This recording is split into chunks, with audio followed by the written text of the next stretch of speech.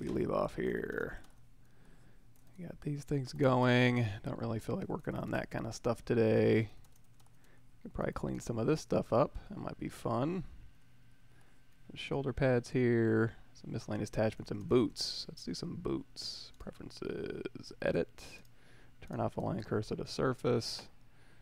Make sure I'm on here.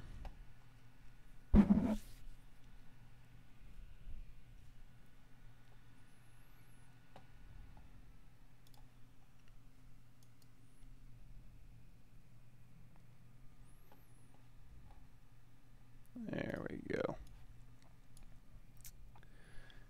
Okay, let's move this on down. And also let me see if there's any streaming stuff that I forgot about.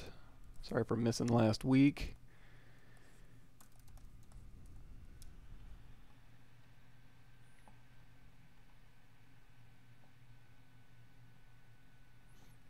Oh yeah, the inside corners for trim and armor we can mess around with too, as far as just like refining and stuff. So let's go ahead and we'll pop this thing off here. Actually, let's go ahead and organize this a little bit. I'm going to put all the glove stuff that we've been doing and throw it into their own, into one single subtool just to kind of keep things organized as I work. So let's go ahead and see. I should have them all kind of up at the top as anyways, but I'm just going to go ahead and alt tap these and hold down shift with the bent up arrow and shoot all this stuff to the top here. Got these little nubbins here, got these little rubber pads, got these little inserts here, and then these are just framed meshes obviously, which we talked about. Another frame mesh here. So I've shot most of this stuff up to the top here, so now I can go to the very top subtool here. I am going to lose subdivision history, but it's not a huge deal. And I'm just going to use my merge down hotkey and just merge all of these things down. There we go. Solo modes. There's all my gloves here. And because I want gloves on the right and the left hand side, I can go ahead and mirror and weld this thing. So I'm going to go over here and do mirror across the x-axis and then mirror and weld. And then later on I can go ahead and split this apart and do whatever I need to for that and reconstruct subdivision history as needed. And alright, so let's take this thing up here. I'm going to shoot this one to the top and go into solo mode. So here's kind of our backpack thing. And let's see here. So one of the questions we got last week, well not last week, I wasn't here last week, week before last, was sculpting inside corners on armor and stuff like that. So let's go ahead and do a little bit of that here. And first thing, let's go ahead. I do want reference of where her body is, but I don't necessarily want to have the whole thing showing. So while I'm working on this armor, I'm just going to grab this piece right here and shoot that to the top. And let's see if this will be enough. Yeah, that should be good. Let's see if I need anything else. Maybe this armpit piece here. Shoot that up here. There we go. That's a good enough reference for where she is. I have dynamic subdivisions turned on for her text suit. I'll go ahead and just turn that off. I don't need to see that subdivided. I just need to see where her arms are going to end up going. And her neck and all that good stuff. Actually, let's see if we need to bring in... Nope, that's it. And if I even want to make, you know, this stuff a little bit less intrusive, I can go in here with visibility, hold down Alt, and just kind of get rid of any extraneous stuff I don't need to see. Just so I can kind of see her torso here, and then we've got this one. Hey, Yarov. Do you know what any of that stuff does in the model design-wise? Yeah. Well, no. It kind of depends on what it is. In this case, with her, when we were developing this stuff, we kind of were playing around with handles and latches and stuff. But usually, when it comes to functionality, it's part of the design phase, as far as just kind of concepting this stuff out. So, for example, if I wanted to, oops, I need these top three. Sorry. 2, 3. If I wanted to kind of explore the functionality of what this type of thing does, actually it looks like I'm missing a, no, I deleted that, it looks like. we used to have a little pad in here that I think I got rid of because it didn't end up being what I was looking for. And also we have this little piece there. So for example, we've got these pieces here, and if I wanted to start splitting this thing up at this point, if I do like the overall shapes and how this stuff is working, the reason why I might collapse all this stuff at once is so I can kind of balance her out. She is a little off balance. She's leaning back a little bit. She is going to go into that giant mech suit, so I'm not overly concerned about that.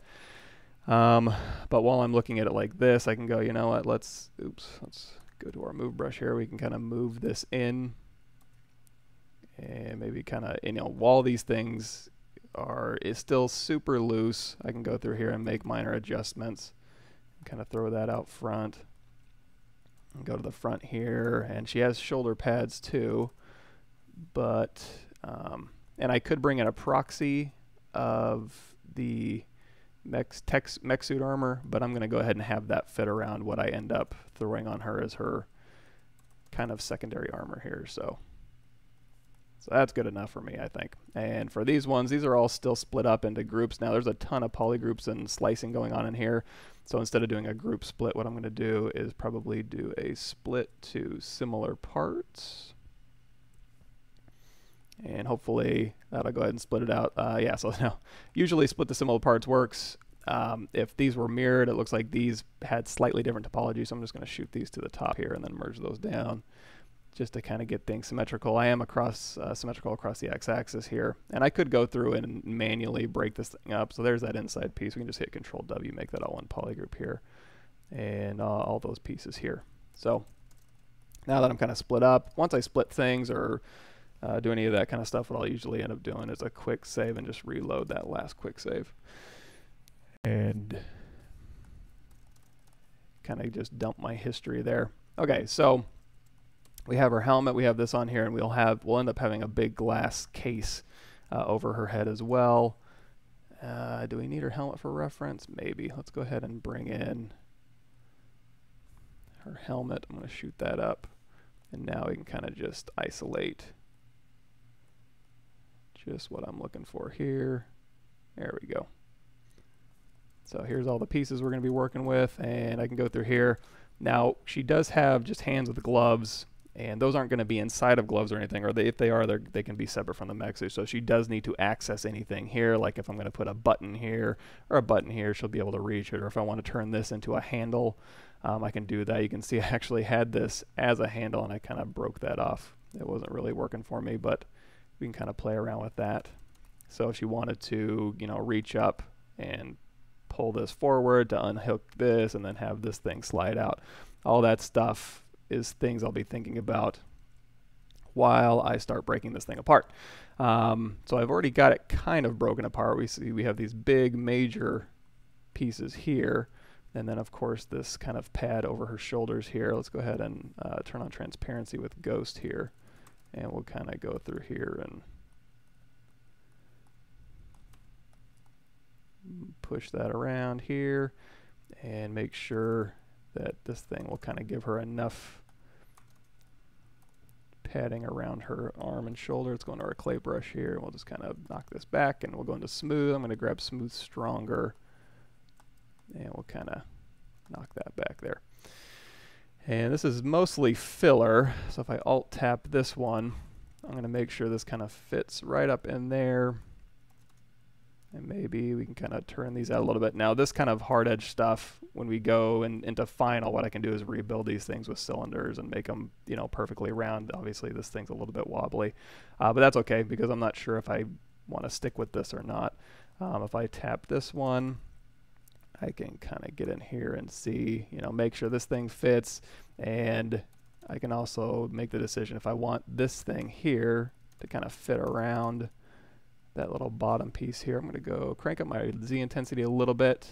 I'm going to crank up my laser radius in case I need it, but when I don't, I'm just going to tap L, and now we can kind of make these things fit together like so. We can kind of pull that in,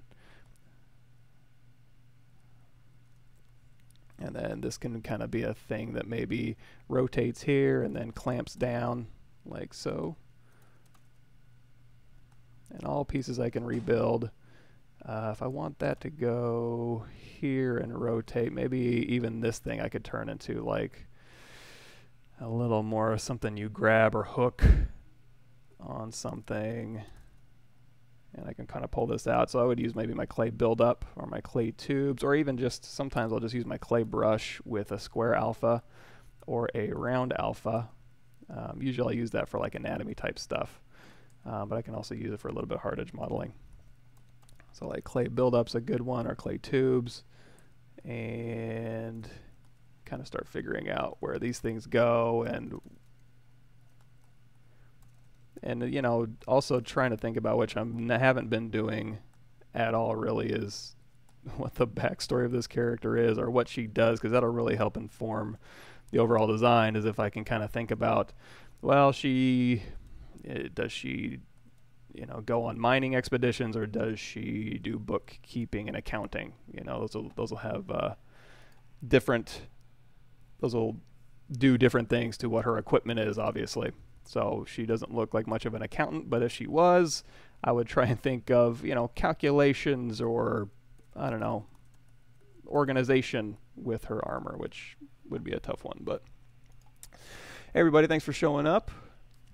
This is ZBrush. If you want to check out ZBrush, you can go to pixelogic.com and download their free trial. They have a Z Classroom, which has a lot of good introduction videos, and you can also go to my YouTube channel. That's Pavlovich. Just Google Pavlovich YouTube, and you can check that out. Actually, I should probably have those things up, right? So the pixelogic.com will have the, let's go to this stream. There we go.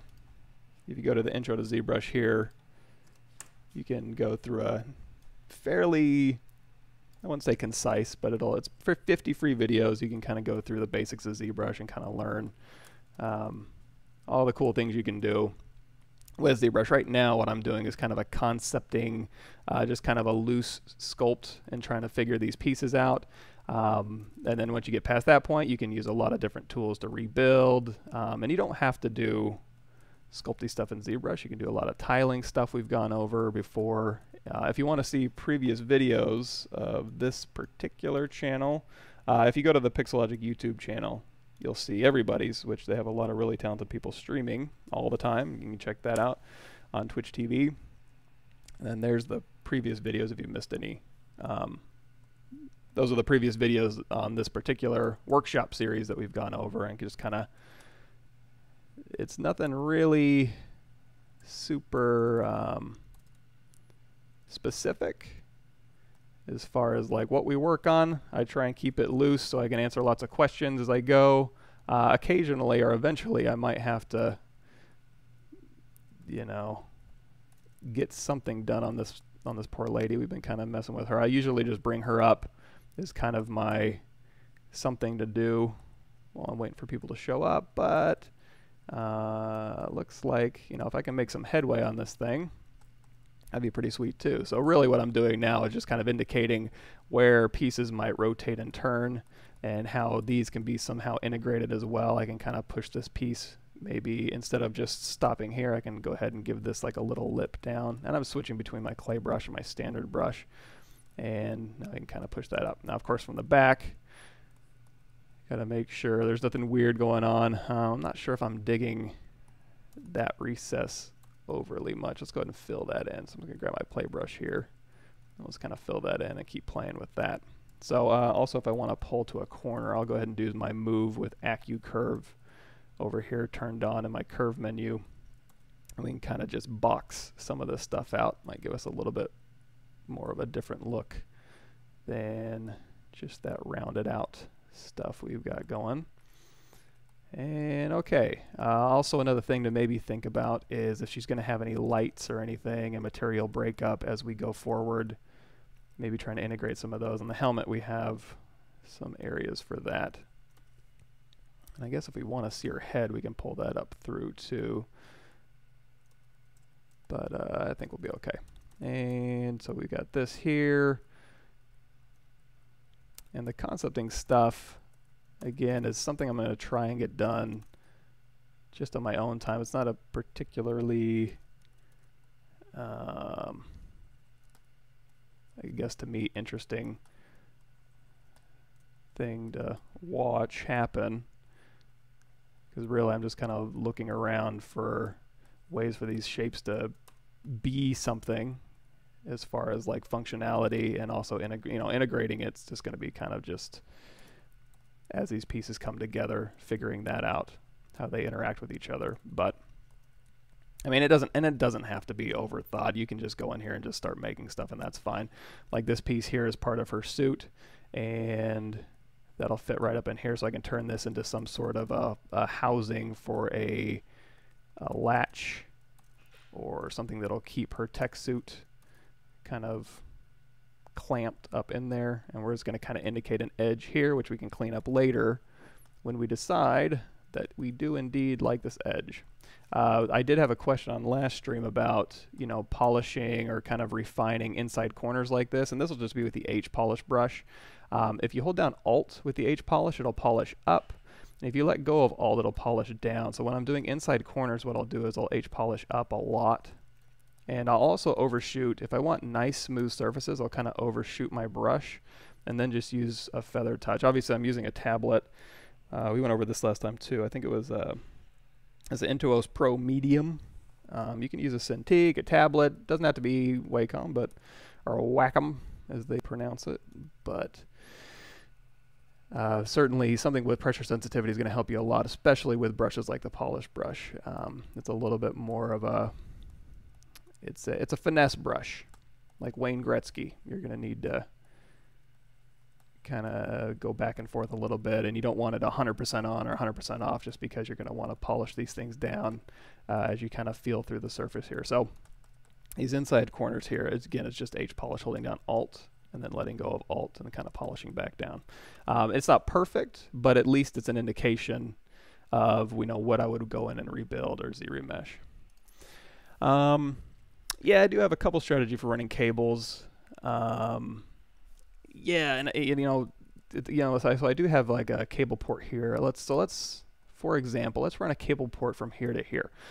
Speaking of cable ports, this one's looking a little bit, this housing right here is looking a little bit weak, so I'm going to inflate that up a little bit.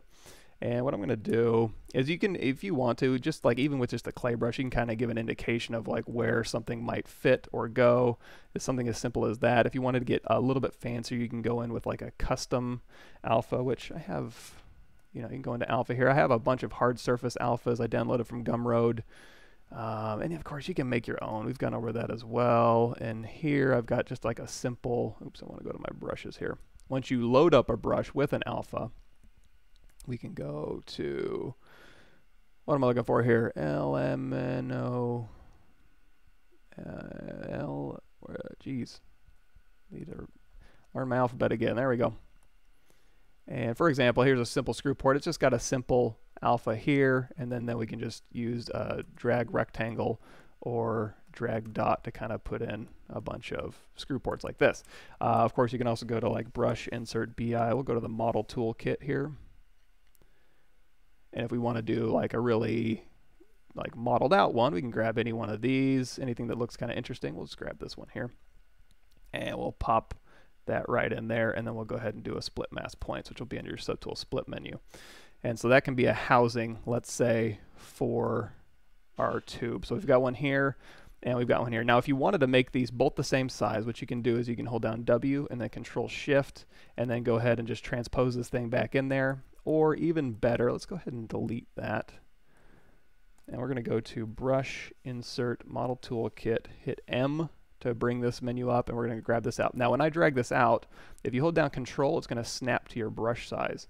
So what I'm going to do is hold down Control, and it'll snap to that size, which I like. And now I can go right down here, hold down Control, and snap it to that size. Now, these are both going to be the same size. I can Control drag to unmask, and I'm going to grab this one, Control Shift drag out here to invert, grab this one, and then I'm just going to go ahead and split hidden. So now I've got two identical ports here that are going to be ready to have a tube drawn between them. So I'm going to do a quick save real quick, comma key, and then just reload that last quick save here.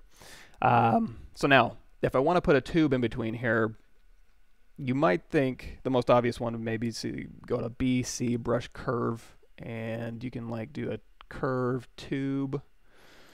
like so. So you can kind of drag this out and kind of just pass it. You know, you got the curve functionality and kind of do this. If it's just a simple tube, or if I'm trying to make a platform for another more complicated curve to sit on top of, what I'll usually end up doing is I'm going to go into solo mode here. So when I go into solo mode, if I go into transparency here, you're going to see this is the subtool we're working on. It's its own subtool here. And I basically want to go put a tube from here to here. So let's go ahead and do group by normals, and that'll go ahead and give me a polygroup for these inside areas here. And now I'm going to do a quick mirror and weld, which for you guys will be under geometry modified topology. So now I can use ZModeler, which is BZM, which is kind of our box modeling brush in ZBrush. If I hover over this polygroup here, I can, or this face, I can hit spacebar. We're going to Q-mesh. You can do polygroup all. I usually prefer to do polygroup island just to make sure if I have any back polygroups I'm not seeing, they're not doing something I don't want them to do. Polygroup island is basically this polygroup right here. I know it's just going to affect that one because it's surrounded by another polygroup. So now if I Q-mesh this one out, it's going to add or poke through. However, if I start pulling this polygroup out and hold down Control, it's going to pop that piece off, and then I can continue to Q-mesh. And now I've already got the start of a tube that I know will fit exactly in there. Of course, you can do BI brush insert cylinder, and you can insert the first part of your tube here, or you can make a custom menu, which I have assigned to Alt-E, and I can go ahead and drag in a cylinder here. You know, that'll be 12, and that'll be another part of my tube. But in lieu of that, I'm just going to use my ZModeler brush, use Control, and just pull this thing off. If I want to split this into its own thing here, I can go in my select lasso brush, isolate that, and split hidden. And then let's go ahead and just show those last two here. Turn off that, and we can just use transpose to put that right back in there. And then same thing for this side. I'm just going to do ZModeler brush, hold this out, and now if I want to, I can actually pull this back.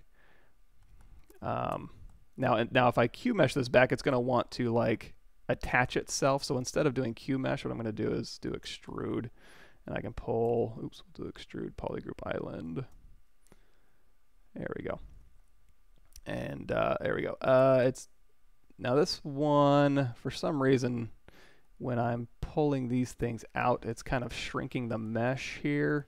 So what I'm going to do instead is let's do just a small one. Q-mesh polygroup island, hold down Control, isolate this, and then I'm going to do a split hidden. And now I'm going to do Q-mesh polygroup island. Yeah, when I split that off, it got a little bit, held on to something a little bit nasty. But basically, you can use that method to kind of, if you have two identical ports, to kind of pull those inside faces out and give yourself a new tube. But I actually prefer to work with maybe capped geometry instead. So let's go ahead and do, with our custom brush here, I'm going to grab a cylinder and just pull that out. And you know what? Let's go ahead and do the trick we were doing where we hold down Control to make it the same size. Let's make it 7. Perfect. So I'm going to go ahead and put a 7 size here and hit Q, and then put a 7 size here. I'm just using transpose to kind of fit that right in there. Okay, so now if I want to bridge these two tubes, let's go ahead and split those off. And we'll go back into our subtool here.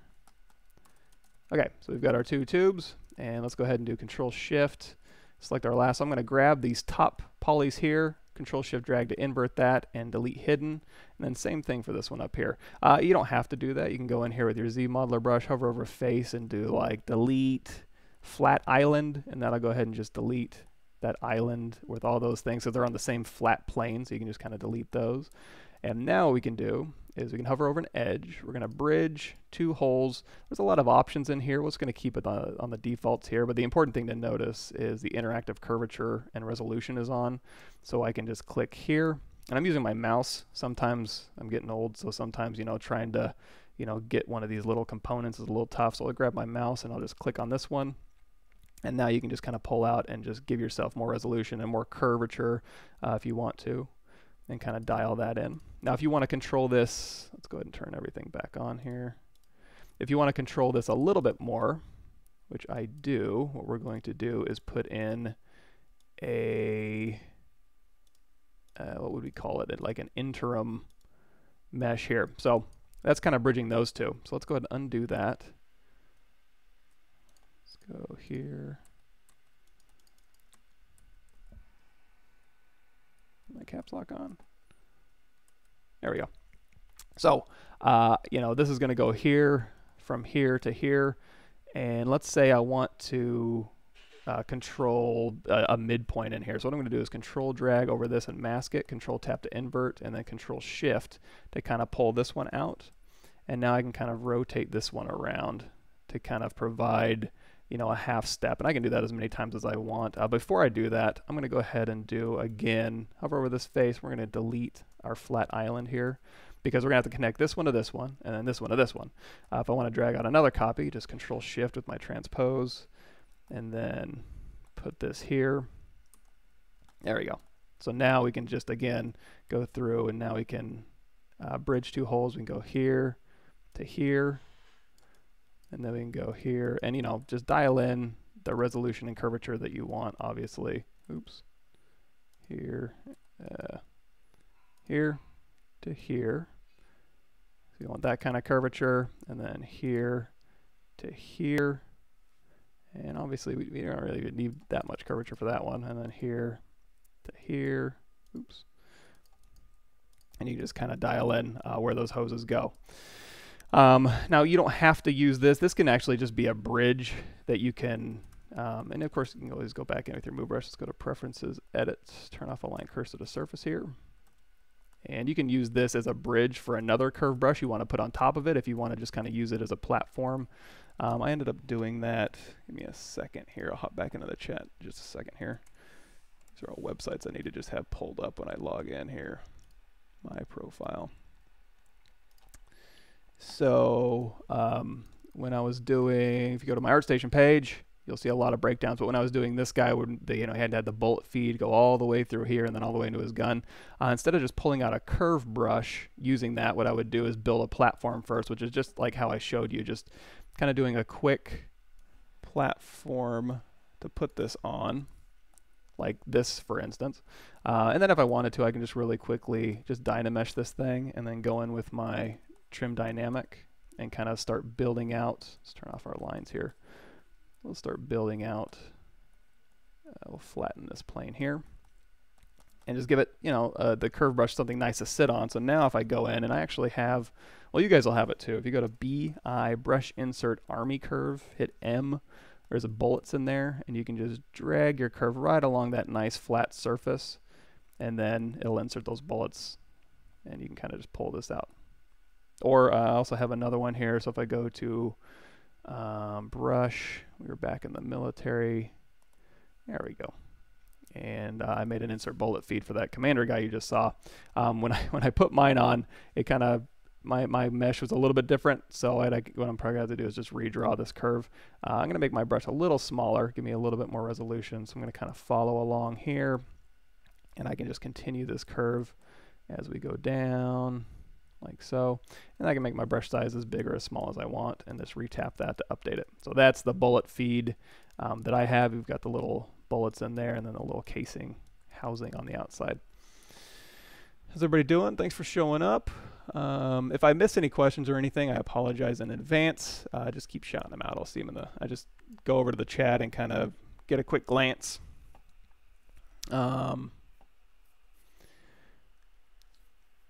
Yeah, so question is, if I'm still learning, would I still use those insert meshes, or would I just manually make them for practice? Yeah, both. You know, sometimes it's cool to design. It's always good to have your own library. So if you go to brush, insert, and also having a library of stuff that other people have made, and there's tons and tons of brushes. Even on, if you Google ZBrush ZBrush Central IMM repository, there will be a bunch of free brushes that people have put out. And if you want practice and you want to, you know, go in and ZModeler like a Phillips head or a flathead screw, I would say by all means. If you ever want to see how any of this stuff is built, what you can do is, like, let's take this flathead here, go out of edit mode, and we can grab any one of these geometries right here. And then, so if we hit M, we can grab any one of these things. And again, we're going to grab this flathead here. We're going to go to Geometry, Modify Topology, and Mesh from Brush. And then you can turn on Polyframe here, and you can see how these things were how they're created, where they're creased, all that good stuff. So you can kind of go in there. And if you hit D, that'll get into your dynamic preview, and then Shift D. It's kind of like a smooth subdivision preview. Like in Maya, when you hit 3, that's kind of what it's doing for you here. And you can just toggle that on and off. It's under dynamic subdiv here. So D and Shift D. Kind of turn that on and off. If you wanted to make a custom alpha out of this brush, let's go ahead and hit D. And then let's go grab, I'm going to hit this simple brush, and we're going to say switch. And then we're going to go to our MRGB Z grabber. We're going to start dragging out a square and positioning it. And I'm going to hold down Shift to make it perfectly square. We're going to capture that alpha information. So now I can texture off. And then we'll go back to our character here, hit Control N to clear your canvas.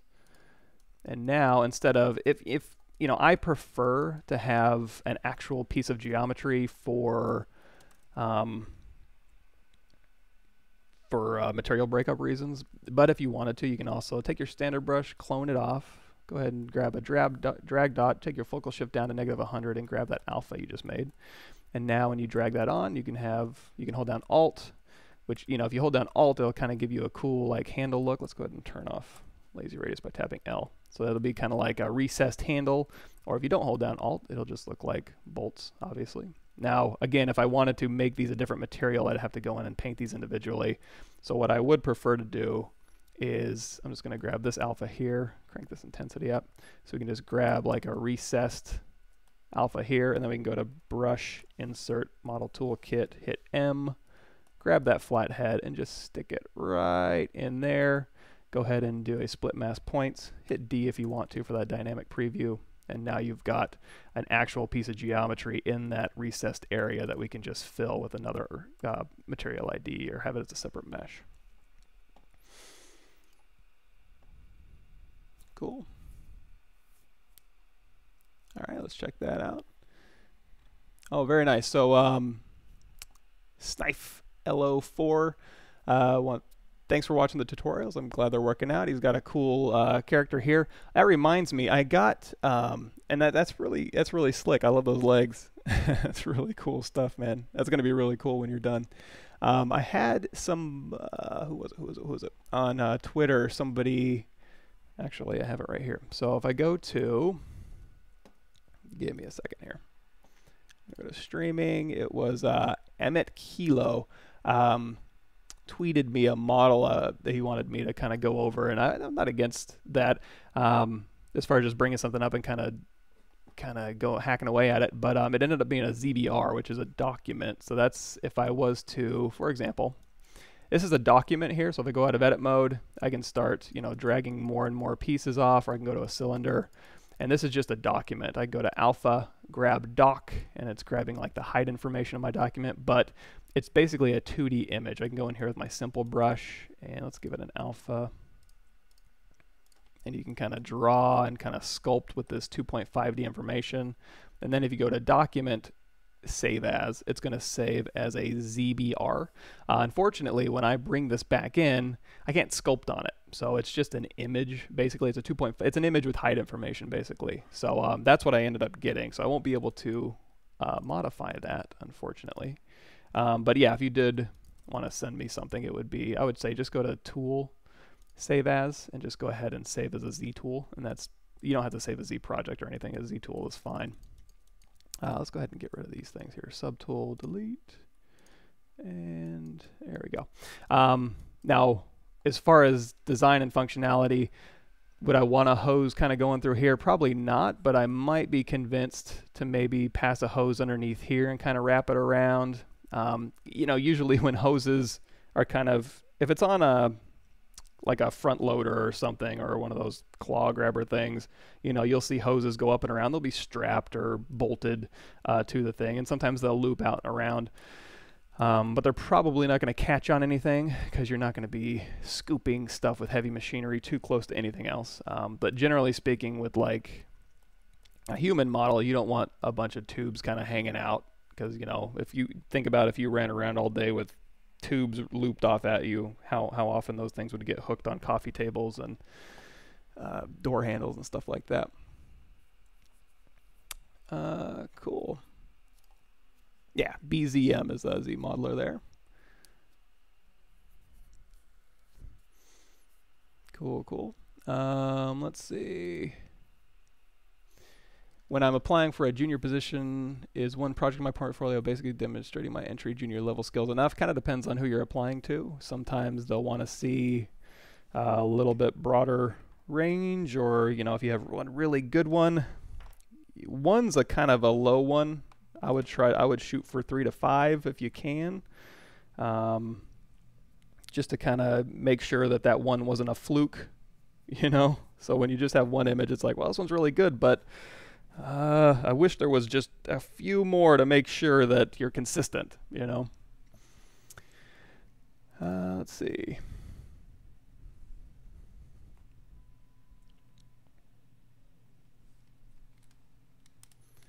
Cool, cool. All right, so we've got this. I can go ahead and close that out, and I will leave these open. So back to our lady here. You know, doing this, and you know, I can leave that there for a while. It was for a just a little test thing. I'll even leave these things in here because why not? That's fine. So now the other cool thing about insert mesh brushes is you can use that to kind of drive your concept sculpt a little bit. You know, so if you're going to have a round port in here, this stuff you don't want overhanging. So you can kind of go in here with your clay brush or your H polish and knock these things back and kind of round these out. So you got kind of a recessed area here. Now this is super organic modeling here, like this kind of starting out from a sculpt and just doing these really long flowing pieces.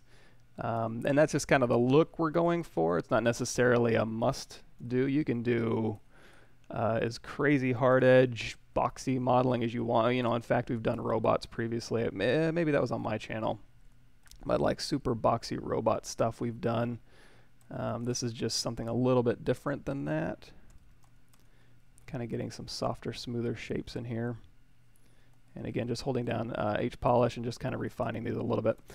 And once I get to a certain point, what I'm going to do is start splitting this stuff off and just continuing to refine until I'm ready to take the plunge and start rebuilding stuff. And now, just because I might end up rebuilding doesn't necessarily mean I'm going to give up on DynaMesh or anything that will help me concept faster, because I can always rebuild. Rebuilding's not a difficult part. Time consuming sometimes, but not difficult.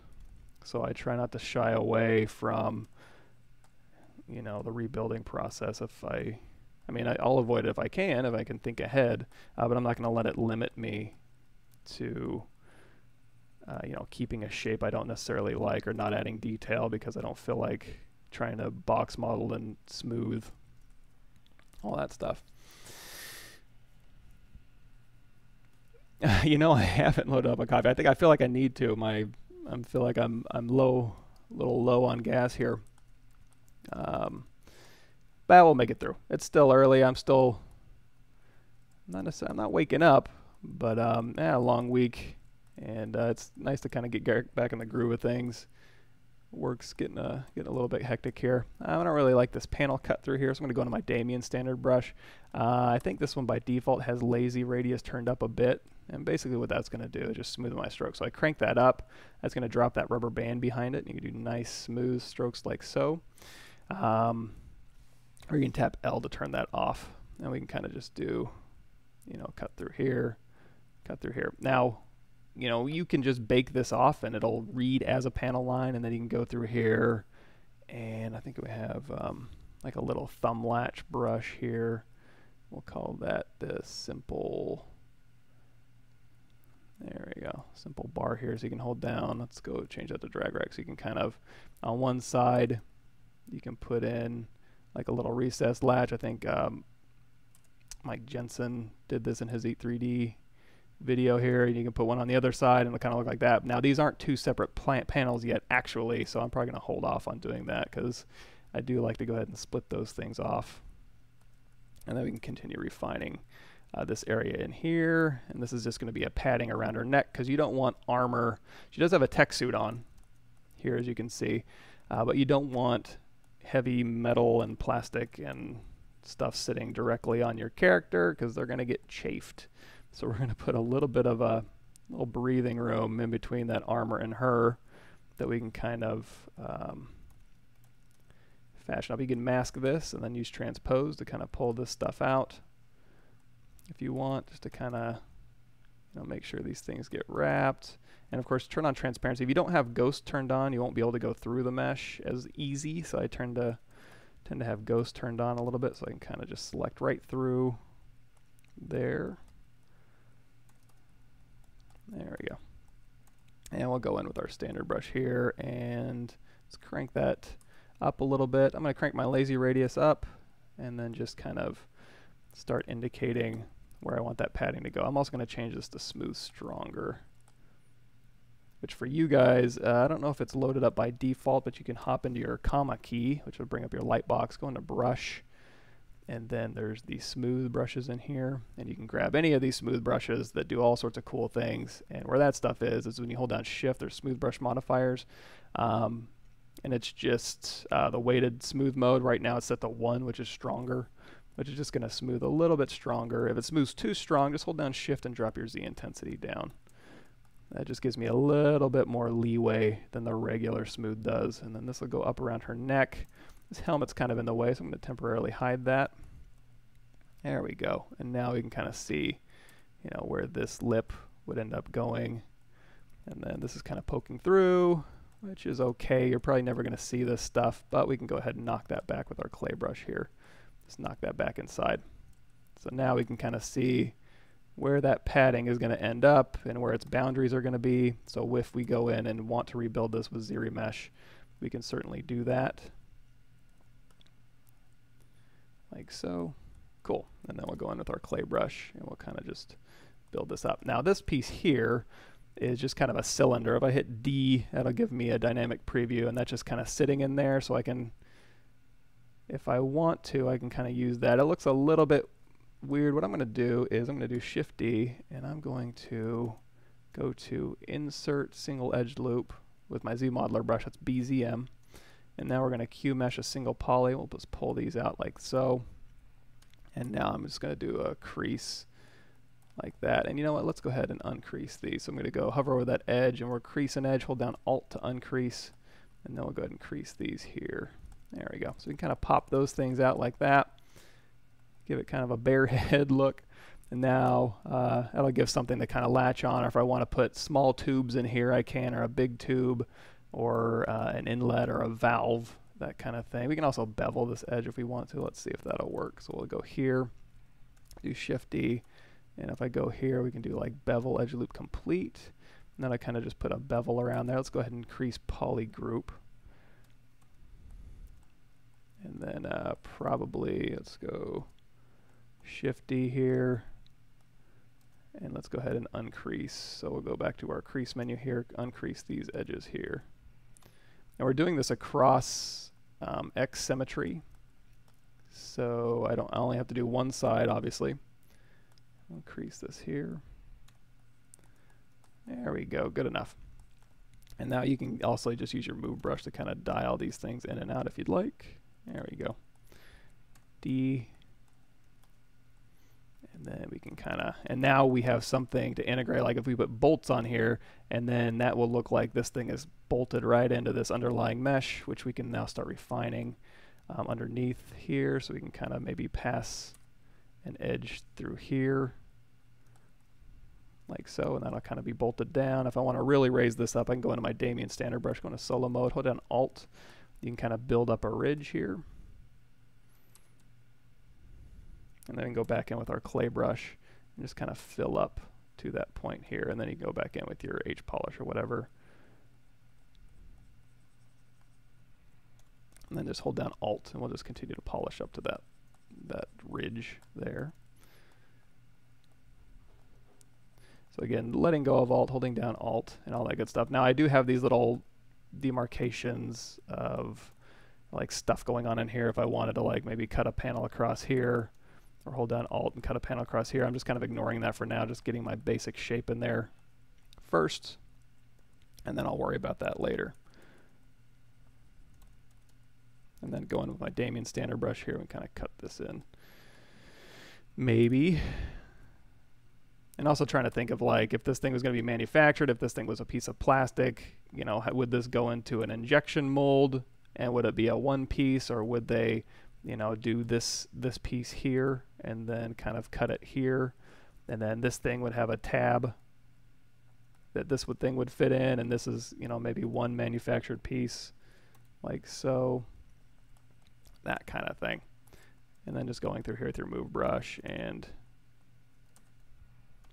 close that out. Just kind of move this stuff around. If we want to pull these out to corners, again, I'm just going to use my Move Brush with that Acu curve turned on, and now we can kind of pull out to our corner here. Like that. Yeah, we can do some creature stuff.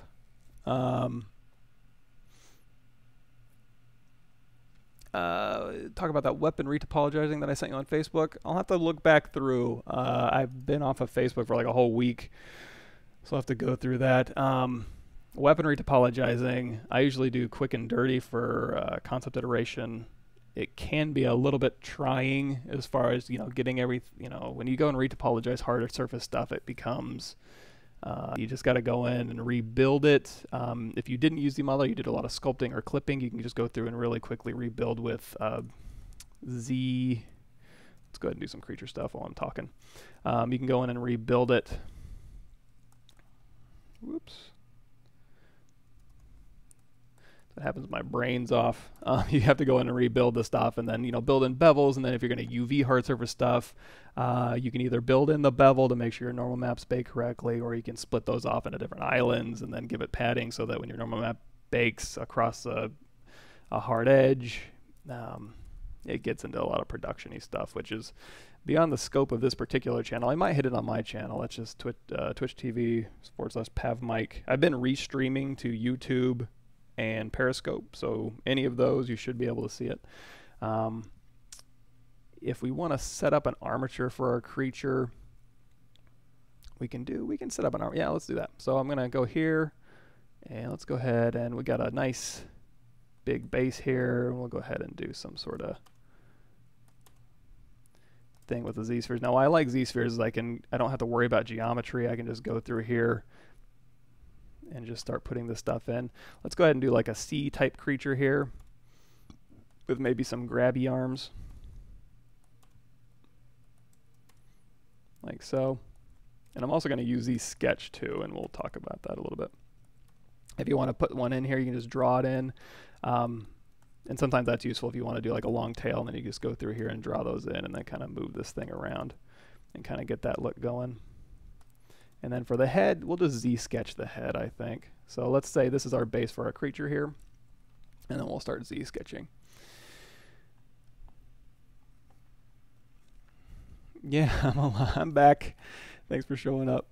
Are you hyped for Threadripper? I am eyeballing Threadripper. I might have some use for that as far as a lot of CPU rendering or claw simulations, or any simulations really. That should be really helpful for rendering and simulating stuff. Hey, Sans, thanks for showing up. Okay, so now I've got this. Now I've hit A. It's going to give me an adaptive skin that, you know, I can go through and start sculpting. Of course, I want to save off the adaptive skin, but before I do that, I'm going to hit A and go out of adaptive skin. And A is just turning this preview on and off. I'm going to go to Z-Sketch, and I'm going to go into Edit Sketch mode. And that's going to put me into Z-Sketch editing mode. And now I can start, you know, Z-sketching stuff on here. So we can kind of do some really cool stuff with Z-sketching, just to kind of get some shapes that I might like here. And I'm just holding down Shift to kind of smooth these things back in. If you want to do this with colors, you can. Or you can just go in, you can use Move, Rotate, and any of the stuff you want to. I'm just using this as kind of a way to kind of break up my form in an interesting way, so that when I start going, you can also use the armature brush if you want to pull off those that might act a little bit better here. You put some stalks, so we can kind of maybe loop this around and hold down Shift. And then if you want to, you can kind of fill in these gaps as well. Or we'll go back to just a regular sketch brush here and kind of go back and forth here. kind of fill this up. And if I don't like that, I can just go into my move brush here, just hit W, and we can kind of move these things around or scale these things up and down. In fact, if we go out of edit sketch mode, we're just back in armature mode, you can go in here, you know, and scale these things up or rotate them around, however you want to kind of do that. Go back and edit sketch, and now I'm just drawing, and go back into Q, and we'll just put a ridge right down the middle, and we'll put a ridge right down the back as well. I'll kind of smooth these in, and then we can kind of maybe just put some ribbing along the side. Again, I'm just looking for some groupy kind of stuff to put in here, and we can kind of just fan these out.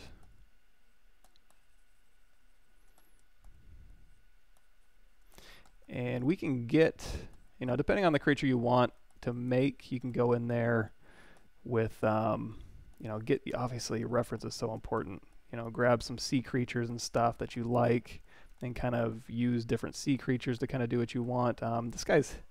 He's kind of looking a little bit like one of those fish that has the little light over it that attracts the other fish. Maybe we can kind of go with that.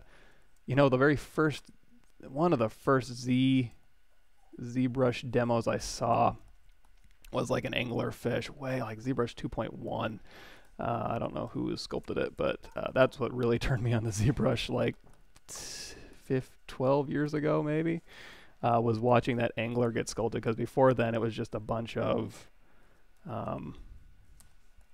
you know, box modeling really. I was, you know, using Maya 4 to kind of box model stuff, and then ZBrush came out and I was like, whoa, you can just go in and just do stuff? That's crazy. So that one thing we'll do a little bit later, but we'll go ahead in here and we'll just go ahead and we'll give him some little grabbers, some little claw grabbers here. So let's say this is what we want to make. So now if I hit A on this one, it's going to give me a unified skin. I have show sketch turned on. So if I go back, what is it? Show sketch, edit sketch, A. Let's see. So that'll give us a unified skin. There is a way to go ahead and grab like your armature plus your unified skin, but because I've gone and done some pretty major, I've gone out of the range of that envelope, what I'm going to do is I'm going to hit A. I'm going to raise that resolution a little bit. So under my unified skin here, I'm going to bump that up just a bit. There we go. That's a little bit nicer. So I'm going to say make unified skin, and then I'm going to go out of edit sketch mode, hit A. That's going to give me my adaptive skin, make adaptive skin, and then I just go to my subtool here, append my unified skin, and now I've got both of them. So now I can just merge these together if I want to. So merge these down, if it'll let me. Let me see, merge.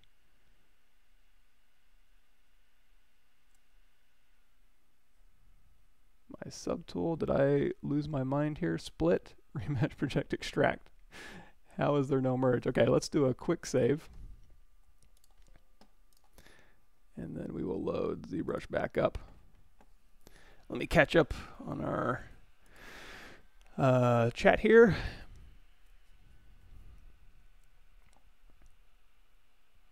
How would you do clone a high poly model like the previous one? When I apply retopology to my model, lots of detail will go away. Yeah, that's just, if you wanted to, let's see. Oops, I don't want to load. I want to quick save here. There we go. Oh, you know what? These are still my Z-spheres. That's why I need to go to my skin Z-sphere. Duh. That's why you can't merge Z-spheres down. So now we've got actual skin Z-spheres here, and now I can merge. That's why. My mistake. And now I go ahead and turn off project, turn off blur, and DynaMesh this all together. The question was if you wanted to get detail back,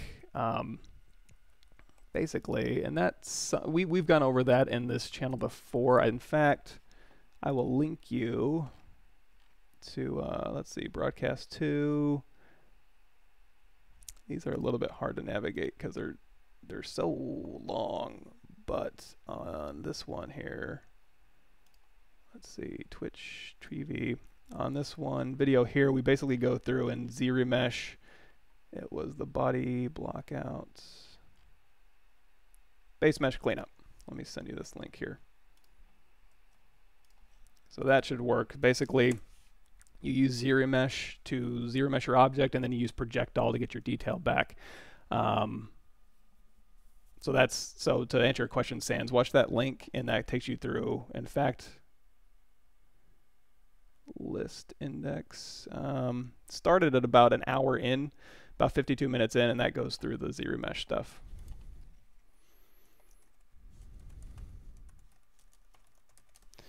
Let's see. Yeah, exactly. The bathroom. X symmetry driving you crazy. How can I reset it without your mesh? Oh, that's really cool. Here's the grumpy old dude he's talking about.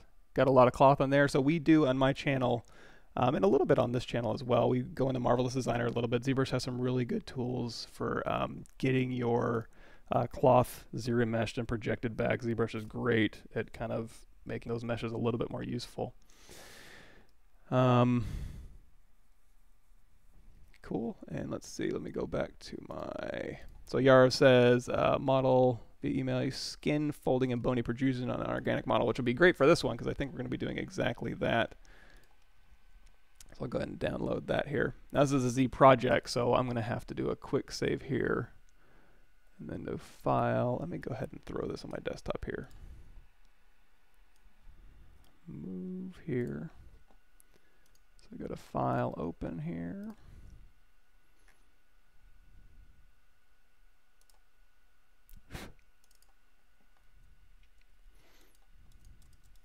And so it was bony extrusions on an organic model.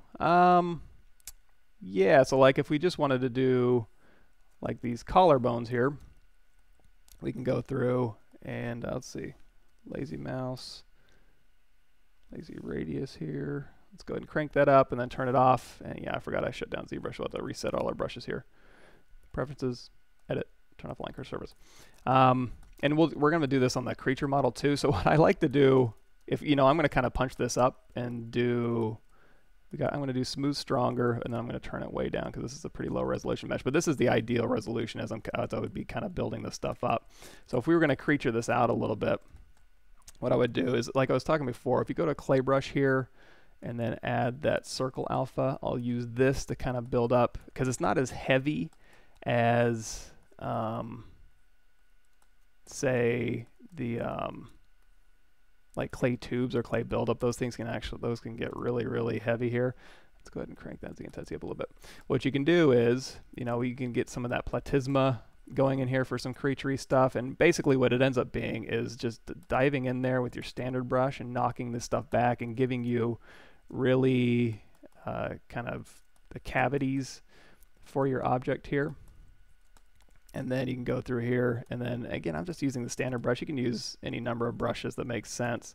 You can kind of go through here and just start dialing in. So you're going to be sculpting down and sculpting up, going with your clay brush here and kind of sculpt these up. And you can kind of turn the alpha on or off. It kind of depends. But we'll be doing a lot of this as well on the creature we're doing here, but just kind of dialing in, or even your Damien standard if you wanted to kind of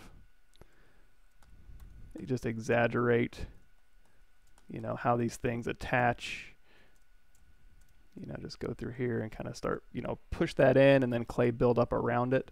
So you go in here with your Damien standard or your standard brush and dig in, and then go in with your clay brush and dig out, or pull out I should say, or just model out. And then smooth brush to kind of knock it back a little bit. You can start dialing in some really creaturey type stuff. So for that and other bony extrusions, let's go ahead and load up our little dude here. UDIMs, I'm probably not, that's a very production-y thing. It's I don't know if I would be much help there. If you go to my channel, I do some painter stuff and more production things. On this channel, it's more just concepting and ZBrush stuff. It's not a lot of you know, I mean, you can certainly use ZBrush for production stuff. I do all the time. Let's go ahead and just do a mirror and weld here and hit X to go across X symmetry.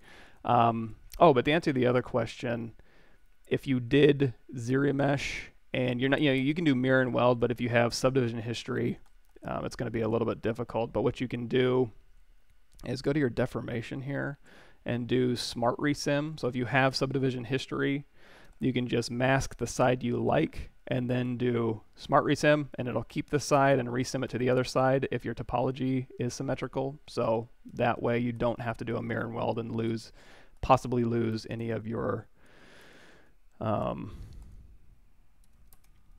geometry. And we've gone over that too a little bit here. So let's keep talking about bony extrusions here. So we've got this little creature right here.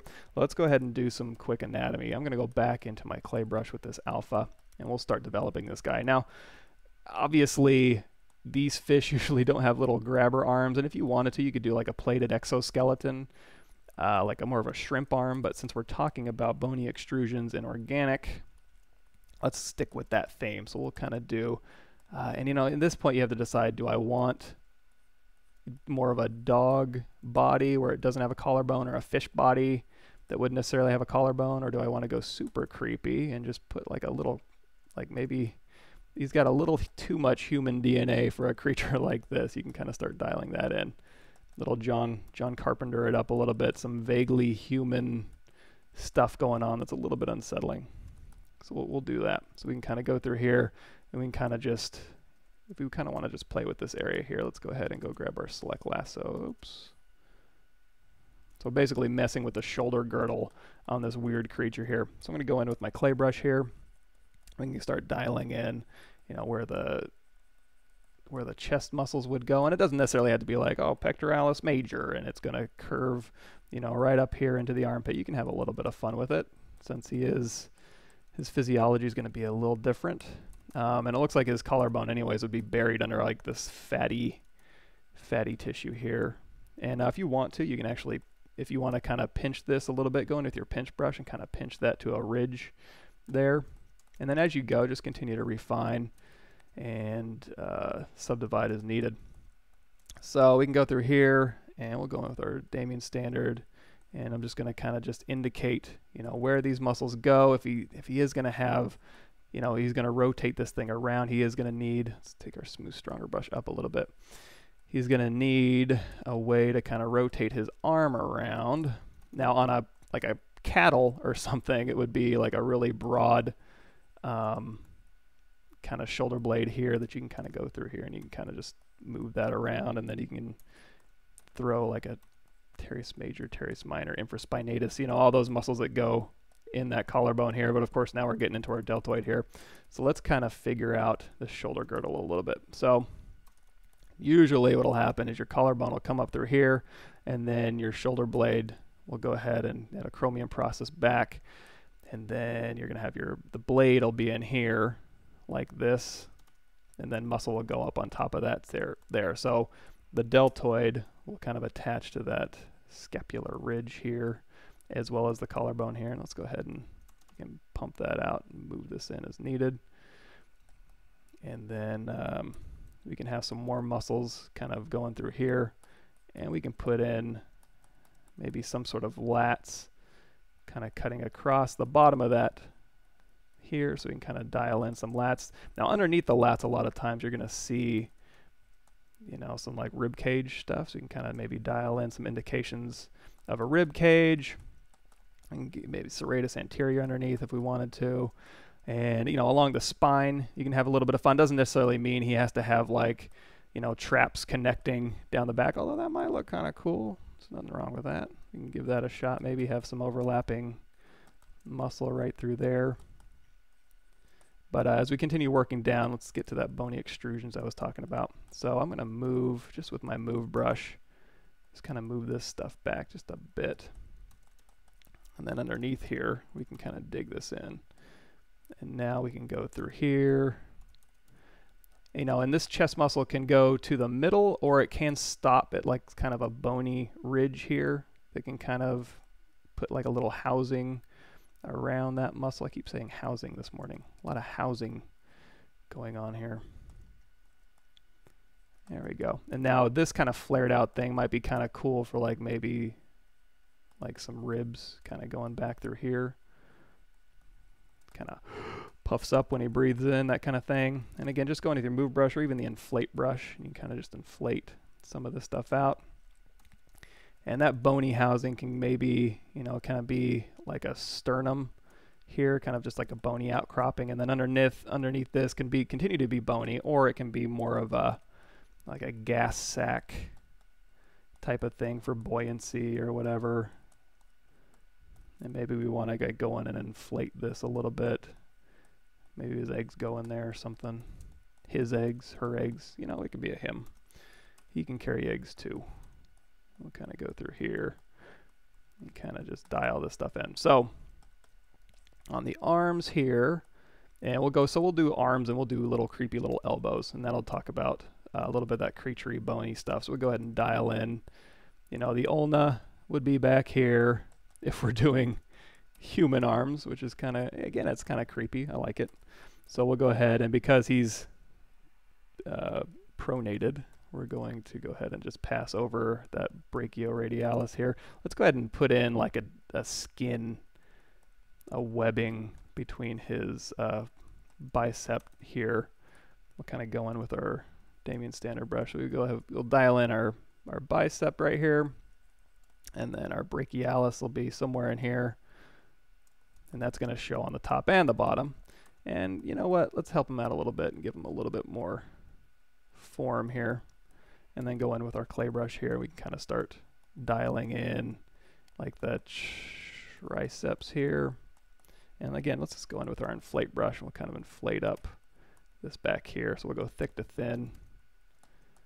And we'll go ahead and do this on the flexors for his little pinch claws there as well.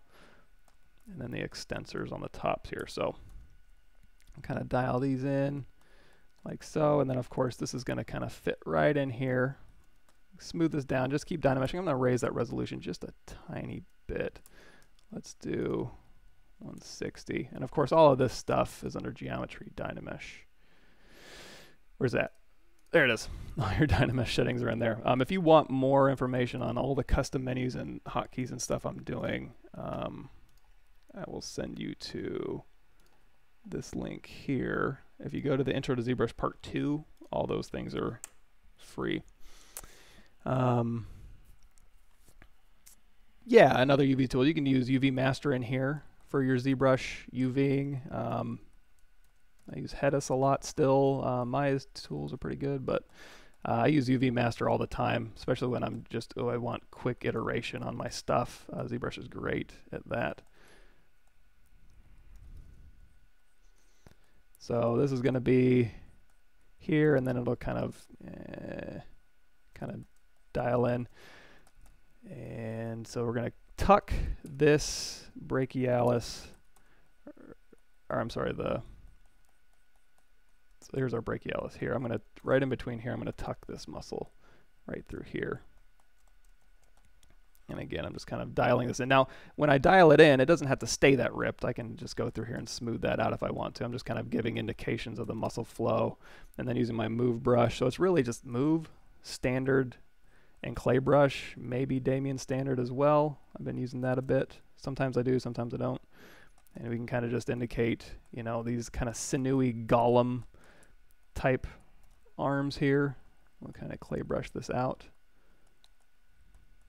And if these are kind of getting in the way, or you want to do a different pose, you can just go ahead and hit R and just kind of control drag down your object, and that'll kind of isolate out as you go. You can also just go in with your mask lasso if you'd like.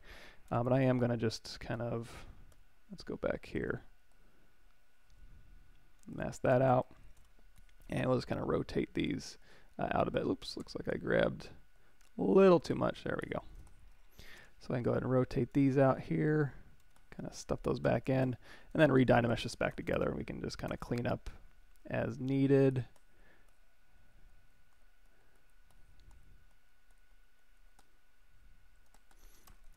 And then, again, go back in here with our clay brush, and then just start dialing in all of this stuff here. So now you know, even on the platysma we were kind of messing with earlier, you can kind of start dialing in where this skin is going to stretch and fold. Usually that'll be a little bit higher resolution after this whole thing's blocked out. So what I can do is I can isolate this temporarily. So you can start splitting up your mesh now if you wanted to like focus on just one area. So I'm going to focus on, and then you can, let's go ahead and grab this little piece here too. So now I've got this split out. I can go ahead and let's go ahead and grab all this here. Oops. Hold down Alt, and that'll kind of add it to our subtracted selection. Now we can kind of split this off. We can DynaMesh this together. That'll go ahead and fill our holes in. And I'm also going to raise this resolution just a little bit more. So I can work on this as a separate resolution from the rest of it as I'm kind of getting that blocked in, and then I can DynaMesh them all together when they all get up to the same level, and I won't have lost anything. So now we can kind of go through here and start, you know, this stuff goes through here, and then again our clay brush, we still got that circle alpha, so we can start dialing in a little bit more how we want these things to go. And we're not into like vein or pore detail right now, obviously, but we'll get there. And then we can just kind of indicate like, okay, so this fold, you might have some loose skin over here. You can hold down Alt with your DynaMesh, or I'm sorry, with your dam standard. And another really interesting stuff will be like in here. So like the deltoid is going to attach to that clavicle here. And our shoulder girdle is right in here, so we can kind of dial in like, okay, so here's our clavicle. I'm also saying dial in a lot. And then our chromium process is going to meet up with that one. And again, this is human anatomy on a creature, which I kind of tend to default to when I don't want to think too hard. Or go get a bunch of reference, because that would take time. And on a demo, I'm sure you guys wouldn't want to sit here while I go and gather animal reference. But definitely do that. And then that'll kind of tuck up into the armpit here. So the deltoid is going to kind of cut through and then hit halfway down the humerus-ish. And then that can kind of go through here. And then these muscles, so now these pec muscles can attach through here. And then also they're going to tuck up into your armpit. Same with your lats, same with your teres major. All of those things just attach right on your humerus, and they'll all end up in your armpit. So I think that's why your armpits get so sweaty, is it's an enclosed area and there's a lot of muscles doing work in there, creating a lot of heat. So yeah, now we can kind of go through here with our Damien standard brush and just start maybe creating some striations along this side here.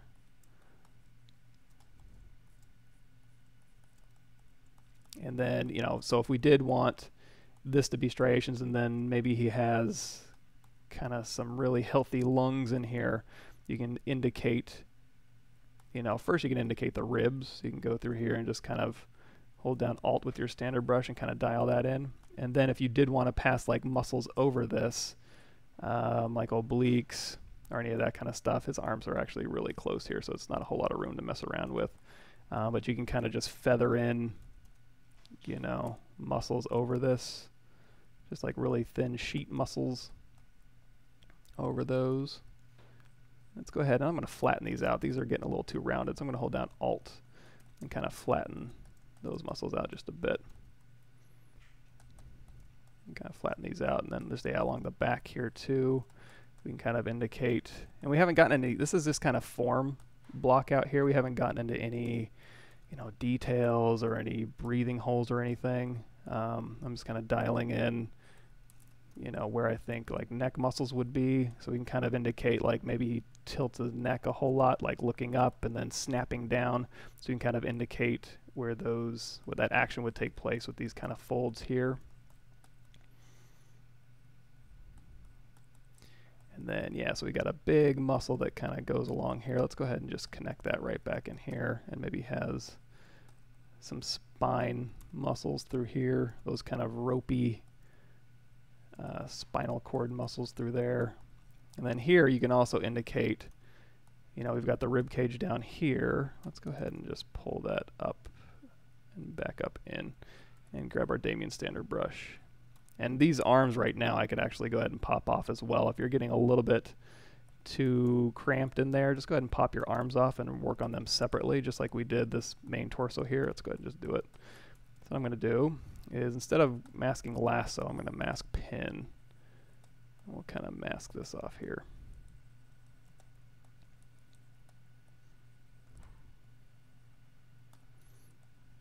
And then Control-Alt-Tap to kind of sharpen that mask up a little bit maybe. And then Control-W. If we go in here to polyframe here, we can do Control-W. That'll make this all one poly group here. And now I can go ahead and split that off. So now, let's go ahead and I'm going to hold down Shift. Oh, it's already at the top. I'm going to Alt-Tap this one, shoot it to the top. And I'm going to separate these arms out. So this is to the top, and then this is to the top here. I'm going to merge these down. I have a hotkey for my merge, but your merge is right there. And now his arms are separate. So now I kind of work on these arms separately here. So as it goes through here, this kind of looks a little bit lame. We're going to kind of pop a little bit. See how it kind of looks kind of just soft. We have to indicate functionality here. So I'm going to go ahead and turn that off temporarily. We can kind of start indicating like, okay, this is going to go to wrist type bones. And then this thing, let's use our snake hook. That's another good one. We can kind of sweep this around, and maybe he can kind of go through and just kind of like grab, you know, like this, and then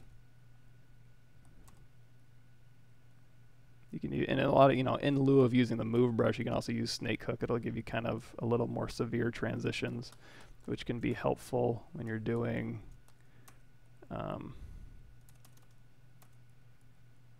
creature stuff too sometimes.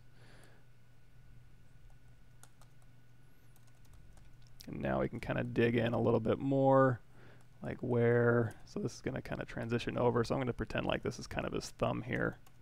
And we can go in here with inflate and kind of give us a little bit more meat on the front and back side here. And again, we can kind of do webbing here as well. Kind of push this back in. And again, these are our flexors here. Let's kind of dial those in a little bit. And I'm constantly working in the round and kind of moving around my object to make sure that everything looks right from the right angle. Because if something's wrong with your model, a lot of times it's not wrong from where you're looking at it. It's wrong when you go here and realize, oh, this has to go up and this has to go down and this should go, you know. Kind of dialing it in from all the different angles is what's really going to fix your model here. And again, we're just kind of giving indications of compression on the meaty parts here. So we can kind of start dialing this in a little bit. Swing this out just a little bit more here. And then we'll go ahead here and flatten this out. So these extensors on the side here. So these are going to be your flexors. You curl your fingers or snap your claws shut. And then if you want to extend them open, that'll be along this back side here. And then, you know, a lot, now on humans it would be like a lot of like little ones that kind of sweep down in here. Now on this one, he only has a big claw, so probably you don't need a whole bunch. You just need one big one, one strong one there that'll go through and kind of swing that shut. Make sure lazy mouse is off. Yes. And we'll crank up our smooth stronger because this is a little higher subdivisions there.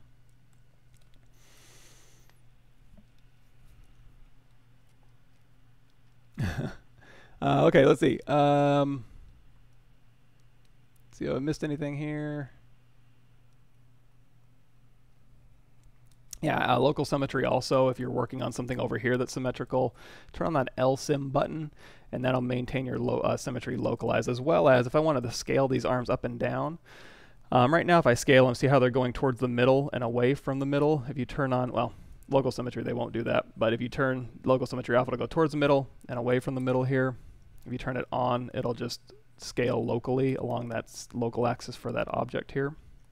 And actually doing that, let's go ahead and play around with these a little bit here. So we can kind of move these down here, get that kind of look going. I think I like that a little bit better. Let's go ahead and DynaMesh this thing to shut the holes there. And now, because I have these objects separated, you're going to see it's a lot easier to go in here and kind of make major changes to your guy when things are separated out. So you can kind of do this a little bit easier, and you know, you can always still bend his wrist if you want to. Let's go ahead and grab his lasso here. And we'll go ahead and rotate this however we need to, and you can also you know, rotate this away if you want to kind of, you know, I don't mind where it's at now. It's not too bad. And then these things we can probably shoot back together. So I'm going to tap this one and tap this one. We'll merge his body back together and DynaMesh that back. And you know, while we're here, we might as well go ahead and flesh this out a little bit too, just because we don't want, you know, generally speaking, you want to bring your model up at the same time. I'm kind of hopping around a little bit because I'm just demoing different things, but you don't want to leave any portion of your model alone too long. You want to make sure your designs are working together, so we can kind of get this going. Let's arch his back a lot. Let's kind of go in here with like a little humpback and kind of curl this underneath. And then we'll use snake hook too, and we'll kind of pull that out to a point here. Have a grubby little body. Now on turns like this, also you can kind of go in there and indicate, you know, where, you know, this thing kind of bends and this thing kind of bends. It just kind of breathes a little bit of life into your model. It's not so stagnant. It looks like it's writhing and wriggling through here. And you know, you are going to need waste disposal, so we'll kind of indicate maybe reproductive organs or waste disposal type stuff. And then, you know, he's got his little gas sack here, and you know, these things can have like veins on them and stuff like that, all that cool stuff you can put in there. You can also do, you know, if this thing expands, you can kind of do like a frog thing where you can kind of give it maybe a little bit of a skin around it. You can kind of divide that up here, and then so that can kind of inflate up through. Now, of course, if you want that to be separate, what I might do is do a BI brush insert sphere. We'll kind of just throw a sphere right down the middle, and we'll go ahead and split mass points. And we'll shoot that back in there. And we'll use our move brush to kind of toss this thing around, and then we'll alt tap this one. Now we don't need this anymore, so I can just mask it. I can go to the side and kind of mask this out here. And then Control W, isolate that, invert that, delete hidden, DynaMesh. We'll do a quick mirror and weld, and then you just kind of get rid of that because we now have a separate gas sack that we can, you know, modify as needed. So don't be afraid to toss a subtool in there. It actually makes it a little bit easier, especially if you get into stuff like eyes and teeth, you know, kind of working around eyeballs. Speaking of eyes and teeth, let's see if we got some stalks in here maybe. Probably he's not going to have like a nose. He seems like a deep sea creature. But you can maybe kind of indicate something there. You can put a tongue in there. We can dig this back out, so we'll go into our standard brush. And this is actually getting a little bit higher than I tend to concept out as far as resolution. I'll usually start a little bit lower, actually a lot lower. So we're in 234. Let's go ahead and drop that resolution down. So I raised my resolution on the arms because we were getting a little bit more detail, talking about bony extrusions and, you know, wrapping muscle and indicating creasing and wrinkles and stuff. But usually I work as low as physically possible. And in fact, when I drop, when I'm working really low, I'll turn project on in my DynaMesh options, just so I can, you know, get down, down around like 40 and just start working, just because it's a lot more pliable. I can make changes a lot faster. And again, I don't usually have project turned on, but when I'm working super low, I will, just so I can kind of not lose detail, but I can kind of work a little bit lower. And then we can do some interesting stuff like, you know, this thing can kind of pass through here maybe. You know, you can kind of maybe spit as, so I was watching this one GIF of like a worm that kind of spits his intestines out and like it kind of spreads out and kind of collects stuff. You know, you can kind of maybe indicate some of that if you want to. All sorts of interesting creature stuff that can happen. And, you know, this mouth, you know, maybe you can kind of encapsulate those eye stalks if that's what we want. Those don't have to be eye stalks. Those can also be like mandible little predator grabbers if we wanted to, that kind of thing. And then, you know, also another thing these things tend to have is an enlarged lower jaws, kind of like a, I'll kind of soften that out. And let's see if we scale this up. Let's drag one right down the middle, and then we're going to scale it up here, and we can also go into the move and kind of rotate this thing. Now that it's masked, we can kind of play around with that a little bit. And then just DynaMesh it all back together. And again, just kind of going through here with our standard brush and kind of indicating, you know, where I want some baggy stuff to go or some hanging kind of waddle. You can kind of make this kind of indicate some loose skin here. So you can do like maybe a bony jaw that juts out like this. You know, and when you have something bony, you can also indicate like, okay, so here's where the bones get close to the surface. And then you can also kind of dial in, once you have that, where the masseter or these little chewing muscles may end up. You can kind of start bulking those out, but at least you still have your bony extrusions here. And then all through in here, you can kind of maybe indicate like, okay, so maybe this kind of expands or stretches out when he kind of gulps, you know, and this can kind of give yourself a little bit of like loose skin through here that you can kind of play with.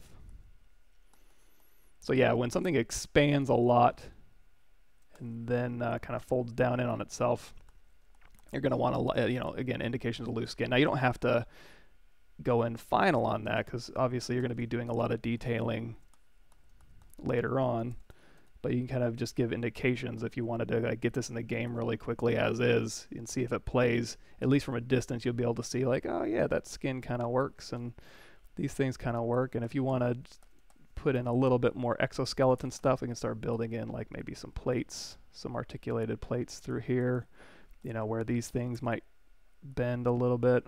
You can start to dial that in, and so the in between the joints is where that action's going to happen. And then yeah, we'll just go in here with our standard brush and just put a plate right on top of here. And our clay brush maybe, or even just with our standard brush, you can kind of maybe dig out a ridge along the top here. Like so, that kind of thing. How are we doing on time? Yeah, I got about 30 minutes left.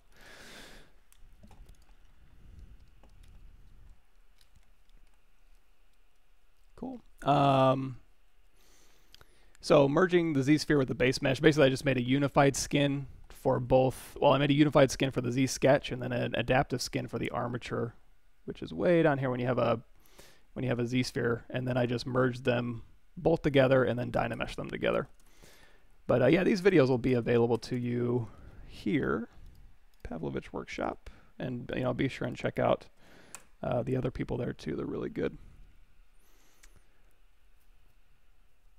Yeah, exactly. Yeah, Seagull Crush. I did exactly that, going from the muscles to the exoskeleton here. Yeah, cool. Posted. Nice. Oh yeah, Ashley's another, she does a lot of really cool sculpts as well, so definitely check her channel out. I don't do a ton of creature sculpt. That's fun. I kind of bounce around a lot. I was in Creature Land for a little bit, and then I had to move on to weapons, and then I'm back to characters and military stuff. So I do a lot of different things. But creatures are kind of relaxing, especially if I just want to kind of play around a little bit and kind of have a little bit of fun. Just kind of, and it really, this type of stuff, as far as like concepting stuff, is more like just pulling out shapes and seeing what comes to life for me. than trying to be like, okay, let's tell a story here. What kind of creature am I trying to model? Where does it live? This is kind of like, he looks kind of vaguely deep sea creature-y, so let's do something like that. That's really all that is.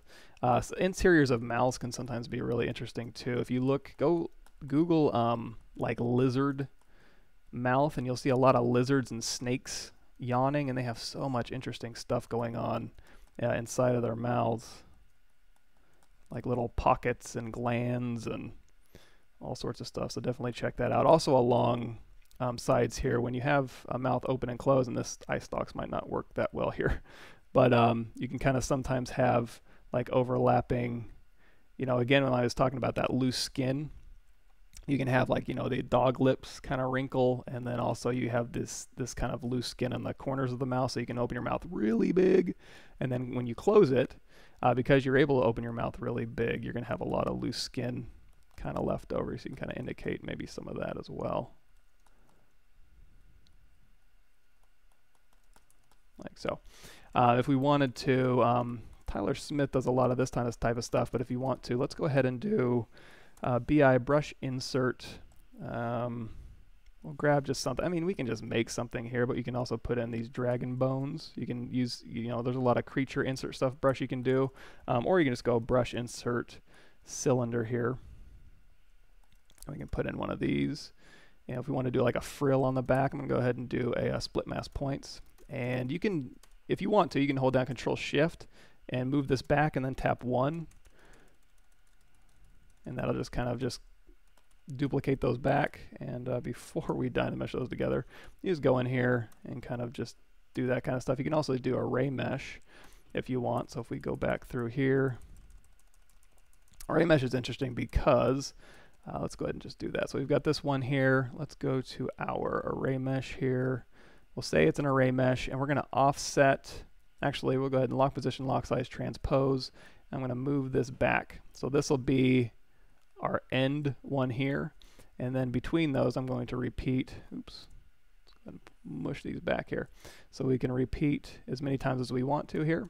And you can also go through here and you can do like scale in the Z amount here, and you can rotate in the Z amount. And then let's see if we rotate here. You can kind of twist these things as you go.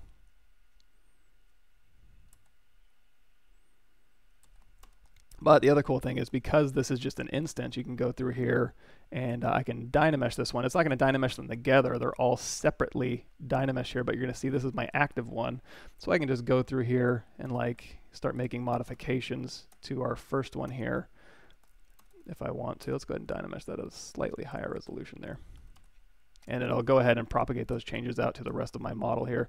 So if I wanted to, maybe mask here, oops, go back and mask pin here, and then move, oops. So I'm going to go out of transpose mode on this thing, so I can actually use transpose to kind of pull up and maybe pull back an overlapping frill pattern there.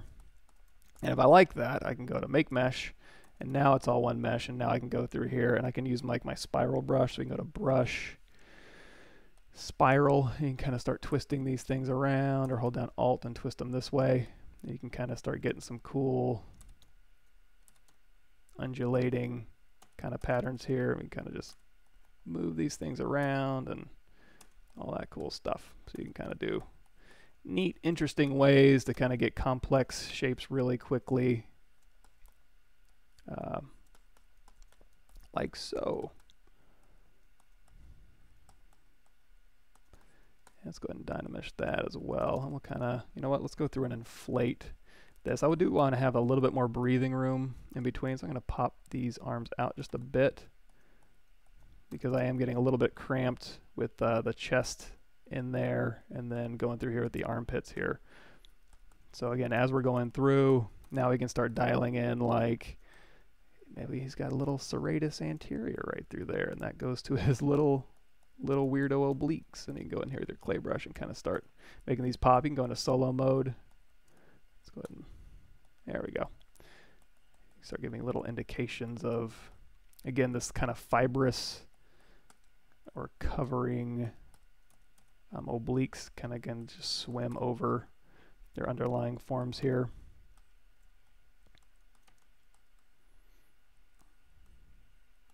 And then teeth is another one here. You can use ArrayMesh for teeth, or if you wanted to give them like some baleen type stuff, you can kind of go through and, you know, do that kind of same trick where you just put some, let's just do it. Brush insert ring. Yeah, let's try that. Heck, I don't know. We'll start with this thing. We'll split mask points.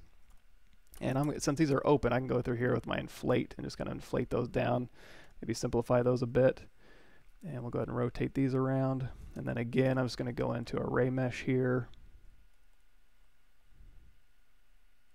And then just pull this back here. So we can do like a filtration system in the mouth. And again, because this is just a mesh, we can go through here. We can kind of just sculpt on this back through the instances to see, or maybe even just smooth, kind of have the surface kind of change a bit.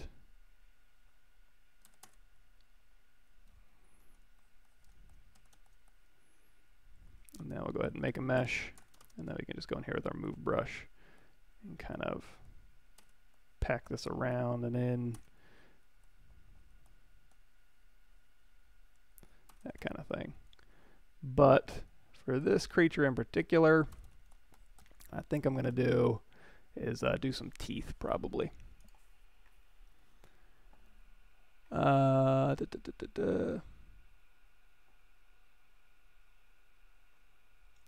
Question, do you reference for this creature? No, I'm just kind of spitballing it. But I would definitely say for sure use creature reference, or go and find animal reference, I should say.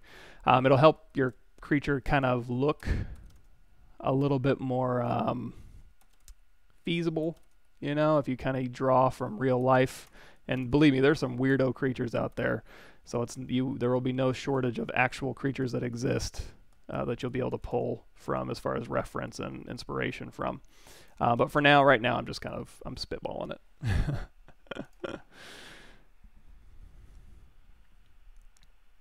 Remove the thing with the mask. That's just masking and then splitting. So if you just go through here and, you know, if you wanted to work on the hand separately, just go through here with your mask lasso. You don't even have to do that. I tend to just, you know, make a polygroup and Control-Shift-Click and isolate it. You can also just hold down Control-Shift and use visibility, selection lasso, and split off. And what that is just under SubTool split. I do split hidden. A lot of different split objects in here. But now I've got those hands separately, and I can work on them separate if I want to. Or if I don't, I can just hold down Alt-Tab, hold down Shift, throw them to the top, merge them down, and then re-DynaMesh them together. Just put them back.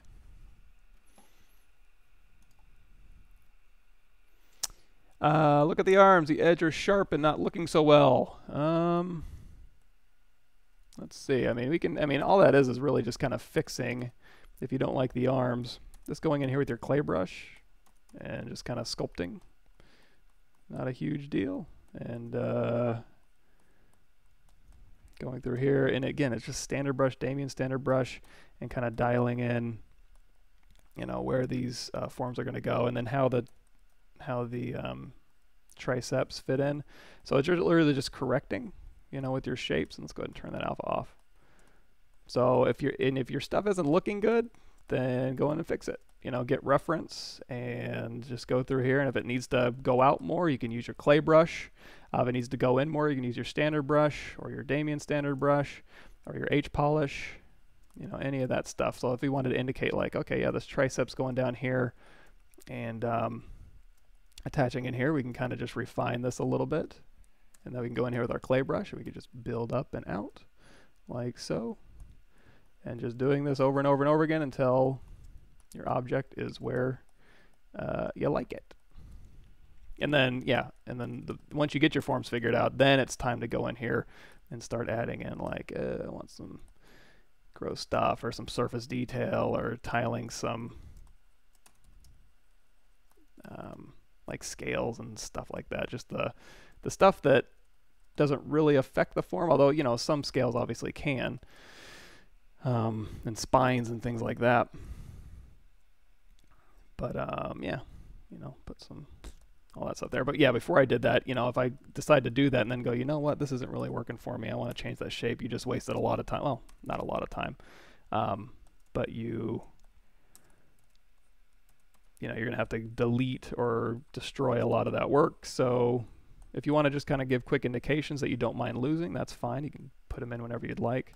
But if you do, we don't want to spend a lot of time until your forms are really dialed in strong.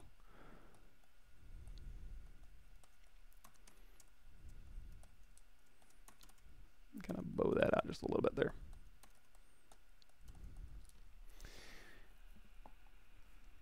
See if I missed anything here. And again, if I miss your question, I apologize in advance. ZBrush useful in set designing or not? In wedding set designing, sure. You can do, I don't do a lot of environment stuff on this channel, but you can definitely, I teach at CGMA and also Gemini, and I've got some students who do set design for their illustration renders. So, and actually we should probably turn on perspective so he looks a little bit better.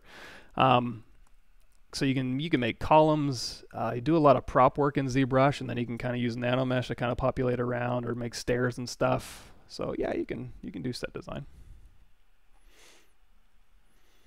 How do I see Fusion 360 or any CAD flow for hard surface? I use it all. I won't do it on this channel, but yeah. In fact, I'll usually concept stuff out in ZBrush, and then if I want to have that functionality, I'll just import that into Fusion 360 and rebuild it. But usually I'll figure it out in ZBrush first because it's quicker, and then I'll go and, you know, set up my sketches and extrude for my drawings and stuff like that. I am using a drawing tablet. It is an Intuos Pro Medium.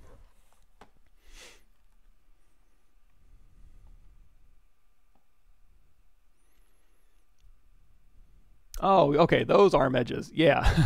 So, yeah, it's just, yeah, if you're talking about this stuff, yeah, and so now if you are talking about like this type of thing, you can go through here and inflate. This is just this DynaMesh. So when you split something off, one thing I should probably mention. Okay, let's say we wanted to work on this jaw alone. So I'm going to hold down Control, go into Mask Lasso, and it's like I want to take this lower jaw out and work on it. So what can happen sometimes is, so we've got this one here. I'm going to hold down Control, Alt, and Tap just to sharpen it up. Hit Control W, make it its own polygroup here, and then we'll isolate it. Now this thing, if you hold down Control Shift and Tap, it's going to select an edge ring with Select Lasso. It's going to switch to Select Rectangle, and we're going to split this off. Now, if I just go through here and do Geometry Modify Topology Close Holes, number one, it's not a mirrored operation, so you got to go through and mirror and weld. And number two, you're going to see these really crinkly edges in here. If I DynaMesh that, you're going to have these kind of points pulling in. So what I sometimes like to do is isolate this just by Control Shift clicking or hit W and Control Tap to go ahead and have it mask for me. And then I'll go in through here with my Move brush, and I'll just kind of give myself a little bit of breathing room around those edges, like so. So when I DynaMesh again, it's a little bit nicer around the edges. And now this is a really low DynaMesh, but you can go through here and inflate. Let's do another mirror and weld. There we go. So yeah, those crunchy edges, a lot of times you can just go through here and just use the inflate brush here. And then do fill that in.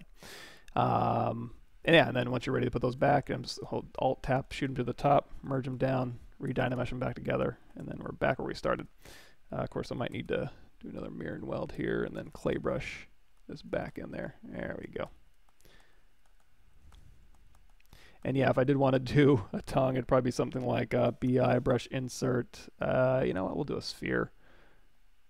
Pop that in there. Split mask points, and then I'm going to go into transparency mode. And we can turn on ghost with our snake hook and just and smooth it out. And DynaMesh this thing. And you know, instead of smoothing, let's go in with our trim dynamic brush. Kind of flatten this out just a bit. And then go down the middle. We can kind of dig in, and then we can go in with our clay brush or our inflate brush. And we can like fan that out like a paddle, or we can go in with our snake hook brush and maybe give it like a little forked end. And you can put all sorts of, you know, go in here with your standard brush or just put some gross things along here. And even the tongue, a lot of times you're going to indicate a change of direction. So you can kind of, as this kind of goes up and around, let's go ahead and DynaMesh this a little higher. You can go in here with your Damien standard brush, or your standard brush here, and just kind of indicate those surface changes underneath here.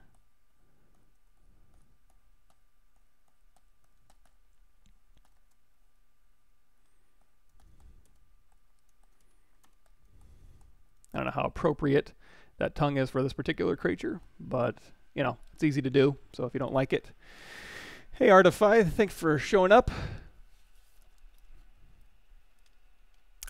After merging, you will lose detail. So that's why when I do have separate objects, you know, this one's at a resolution of 296, this one's at a resolution of 136. So I'll just work on them separately until this resolution catches up. Like once I get to a certain point with my forms, I'll subdivide, or I won't subdivide, but I'll up my resolution and just continue to figure those out. And then I'll merge them back down when they're at a compatible resolution. So yeah, that way I don't lose any of that detail.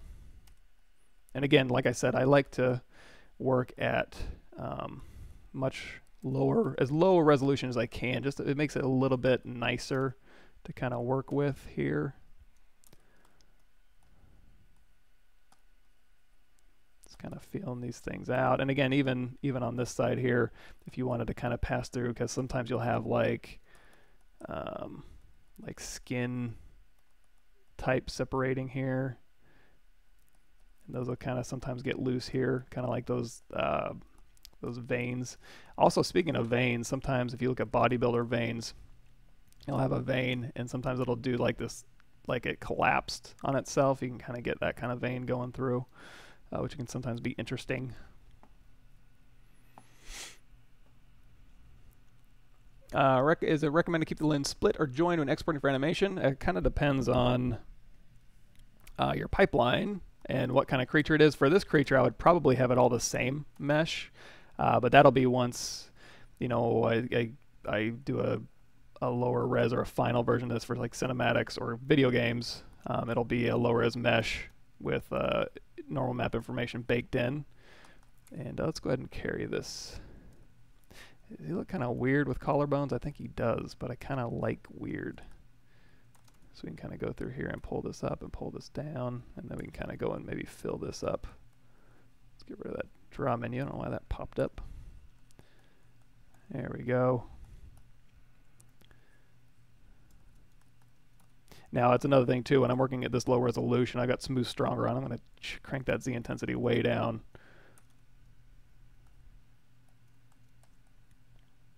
Like so. Gross creature. What else we got? Efficient mesh for setting up tiling UVs. Yeah, well, there's you can do really cool stuff. If you go to here, there's a lot of cool things you can do with tiling as far as sculpting as well, with like wrap mode and stuff. I use a let me just send you this copy link address. If you go here, I use Joseph Drust's nano tile to kind of do cut tiling. I tile birdseed, but you can tile whatever you'd like. And that's kind of a really interesting way to grab height information, as well as just having tiling models that you can use for, you know, a texture or alpha that you can take into any program. Shortcut I used, what is my shortcut? So merge down, if you want to save a shortcut, so my merge down is set to Control E. All you do is hold down Control Alt and tap anything in ZBrush, and it'll say assign a hotkey to it. So my hotkey for merge down is Control E. Same for Photoshop, I think. Oh, so yeah, if you do want more information for as far as like setting up custom interface and stuff, I have it in Intro to ZBrush Part 2 in that link I just sent out. Go through there. That'll tell you how to set up your, I mean, also Pixelogic's, their website, their documentation, and also they have their educational videos too. I've got some on there.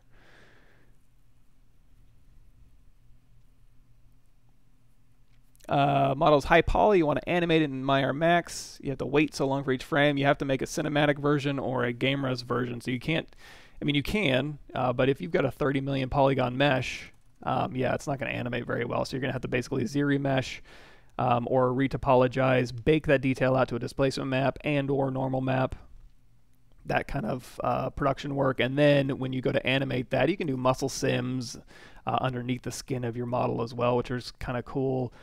You put the joints in there, so when you go to animate, it's not animating 30 million polygons, it's animating 10,000 polygons, but it looks like 30 million because of the displacement map and the normal map and all the detail you put back in there with your textures.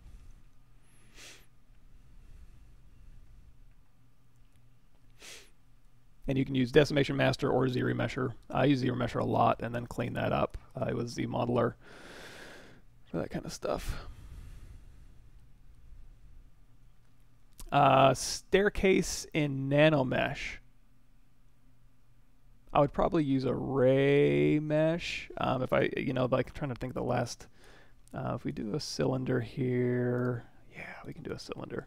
Let's do Polymesh 3D. And to get rid of those extra edges here, I'm going to go to Geometry, Edge Loop, Delete Loops, and then I can just push this down here. Go across the x-axis, and we'll just go, I'm going to mask, let's change it to mask pins. I'm going to mask this back end out, and then do Control-Shift, and that'll add in an edge loop, a little transpose modeling. And let's go ahead and just truncate this. So I'm going to grab this one here, invert that, delete hidden, and now I'm going to turn on Display Properties Double, which for you guys will be Display Properties is way down here, just so I can see both sides. I'm going to bridge edge to edge here. And then Control W. So now I've got this thing. So if I want to make stairs, what I would do is insert multiple edge loops. And now it's not going to go around, is it? There we go. I'll insert multiple edge loops here. And then for this one, so if I go up, I want to go, let's grab, okay, let's just do this. Let's do polygroup, polyloop. I'm going to isolate this top part here. Let's grab this here, and we'll do Control W. So how would I do this? Let me think. Polygroup, polyloop. So I'm going to go ahead and polygroup all of these ones here. And then you can do QMesh polygroup all, and you can bump that up. Now when I pull this up a certain amount, I can keep that information. So now I can go through here and polygroup these ones and just tap. And then do these ones and just tap, and then do these ones and just tap, so we can have kind of an amphitheater thing going on. Oops, it looks like I'm grabbing too many edges. Actually, that looks kind of cool. I kind of like that. But if you didn't want that, obviously, there we go. So now that's one way to do kind of ZRemesh, ZModeler stairs. ArrayMesh, you could do the same thing. In fact, if you ever go into the comma key brush, go to the projects, no, ZBrush. Maybe it is projects. There should be, I have a bunch of stuff from class here. Here we go, array meshes. No steps, there's tire array meshes, track array meshes, building array meshes. You could set up an array mesh that would offset how you want to for stairs, and then you could just go through and have one stair model that you kind of update like that. NanoMesh, I'm not sure how I would do it with stairs.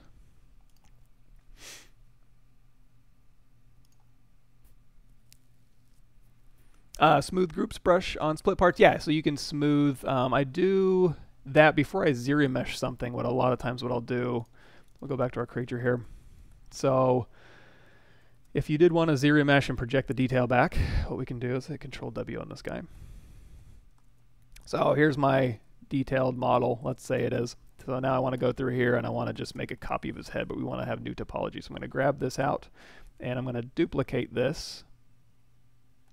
And I'm going to delete hidden, geometry modified topology, delete hidden. Now you see this aliased stuff going on here, just those extra faces.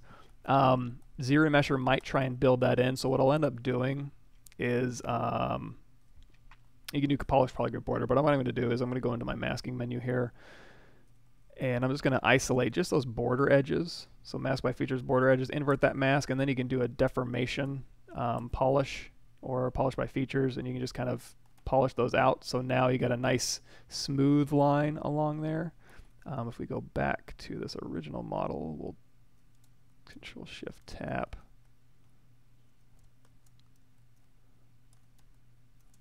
There we go, so we got that back. So now we've got the model we were working on. We're going to ZRemesh this one. So we have X turned on, so I can just go in here to my ZRemesh settings, And we'll say ZRemesher target polygon count of 5. Adaptive size, we'll turn that down. And actually we do half. Whoops, I don't want a DynaMesh, and we'll hit ZRemesh. So for ZRemeshers, it's going to be under your geometry menu over here. So geometry, ZRemesher is, yeah, there's your ZRemesher options. So here's our new topology here. If I want to keep going down, I can just do half and just keep dropping that down. Now you're right, we are going to be losing some detail. So this one here is pretty smooth. So if I hit D, you're going to see, yeah, we're losing quite a bit of detail there. But all we got to do is we're going to shoot that one to the top.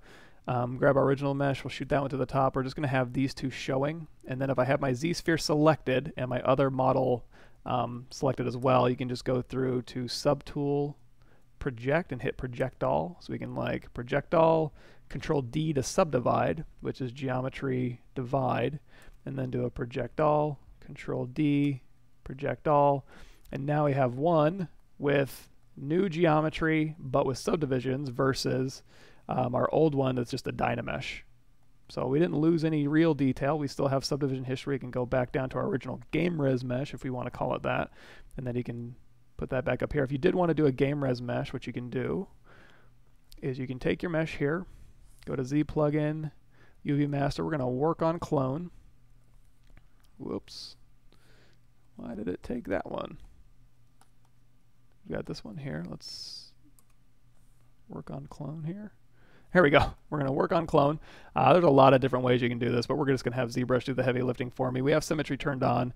We'll go ahead and unwrap this thing, and then we can flatten it. There's our UVs.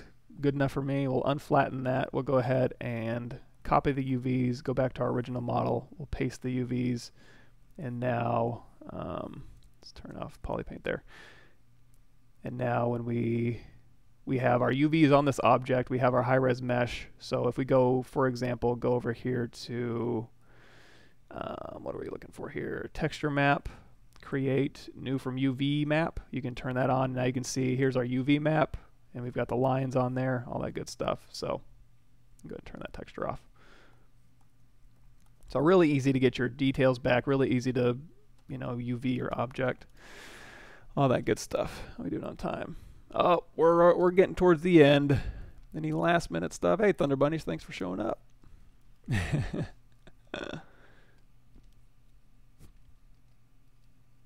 Cool, everybody good? Yeah, displacement maps you can bake. Like I can bake a displacement map right now because I have subdivision history. You can go over here to your Z plugin. I mean, you can do it straight from the displacement menu as well over here, but they have a Multimap Exporter. So if I did want to do a displacement map and a normal map, I can just turn those on and then go to my export options, make sure like my displacement map is correct, and now, or any of this information is correct, you can hit create all maps, and we'll just save these on our desktop. And that'll go ahead and bake our maps for us. So that'll give us a normal map and a displacement map. So let's see if we can check those out. Open that one up. We'll go Photoshop.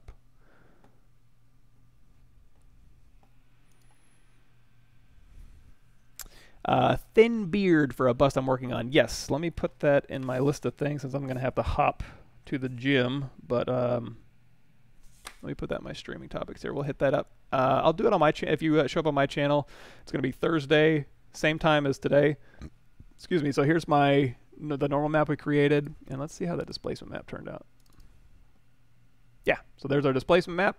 There's our normal map, baked it for us onto our UVs. Feel free to take that into your favorite engine or marmoset or renderer, whatever you'd like.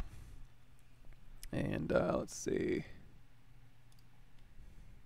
We can go into fiber mesh next time for our thin beards. Or you know what? I'll put a thin beard on this creature. How about that? Or maybe on our sci-fi chick.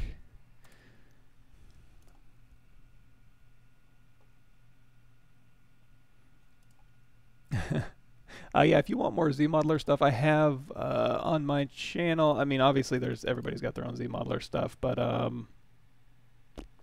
I do a pretty concise walkthrough in this channel, Intro to ZBrush Part 3. There's a bunch of ZModeler stuff in there. You can check that out.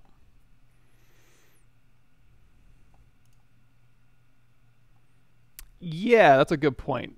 Definitely use different. You change up your lighting as you work.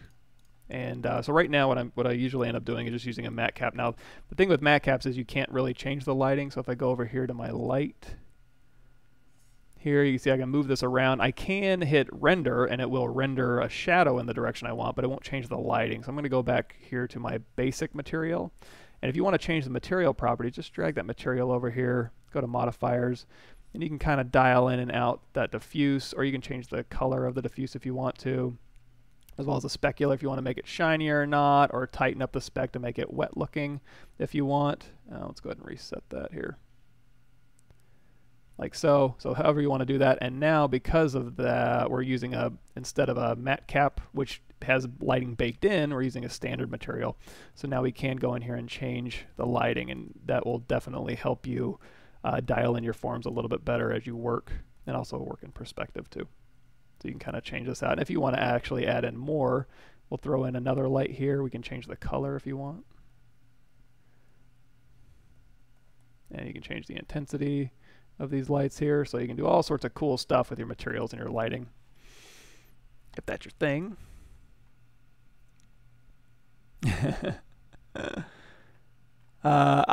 In Photoshop, we were just checking out the maps we baked. So here's our normal map, here's our displacement map. If you double click this, so here's all the detail, quote unquote, that we baked from our concept mesh. We were just talking about UVing and game res and stuff. Cool. All right, guys. I will see you guys Tuesday mornings, 4 a.m. Pacific Standard Time to 6 a.m. And then on my channel, PavMike, Twitch, whatever that is, Thursday morning, 4 a.m. to 6 a.m. So I'm going to save this. I'm going to go ahead and save this creature out. We'll use him again. So I'm going to go to my streaming here. And what do we want to call this guy? We'll call him Angler Creature. We'll throw him in there. You can always hop back to that. We didn't do too much work on here, but just in case, let's go ahead and hit F to frame. Yeah, we'll go ahead and save her out. So I'll go ahead and save her as well. Streaming. High res, we'll call that TechSuit 12, and we'll pick up where we left off on her. You guys have a good day.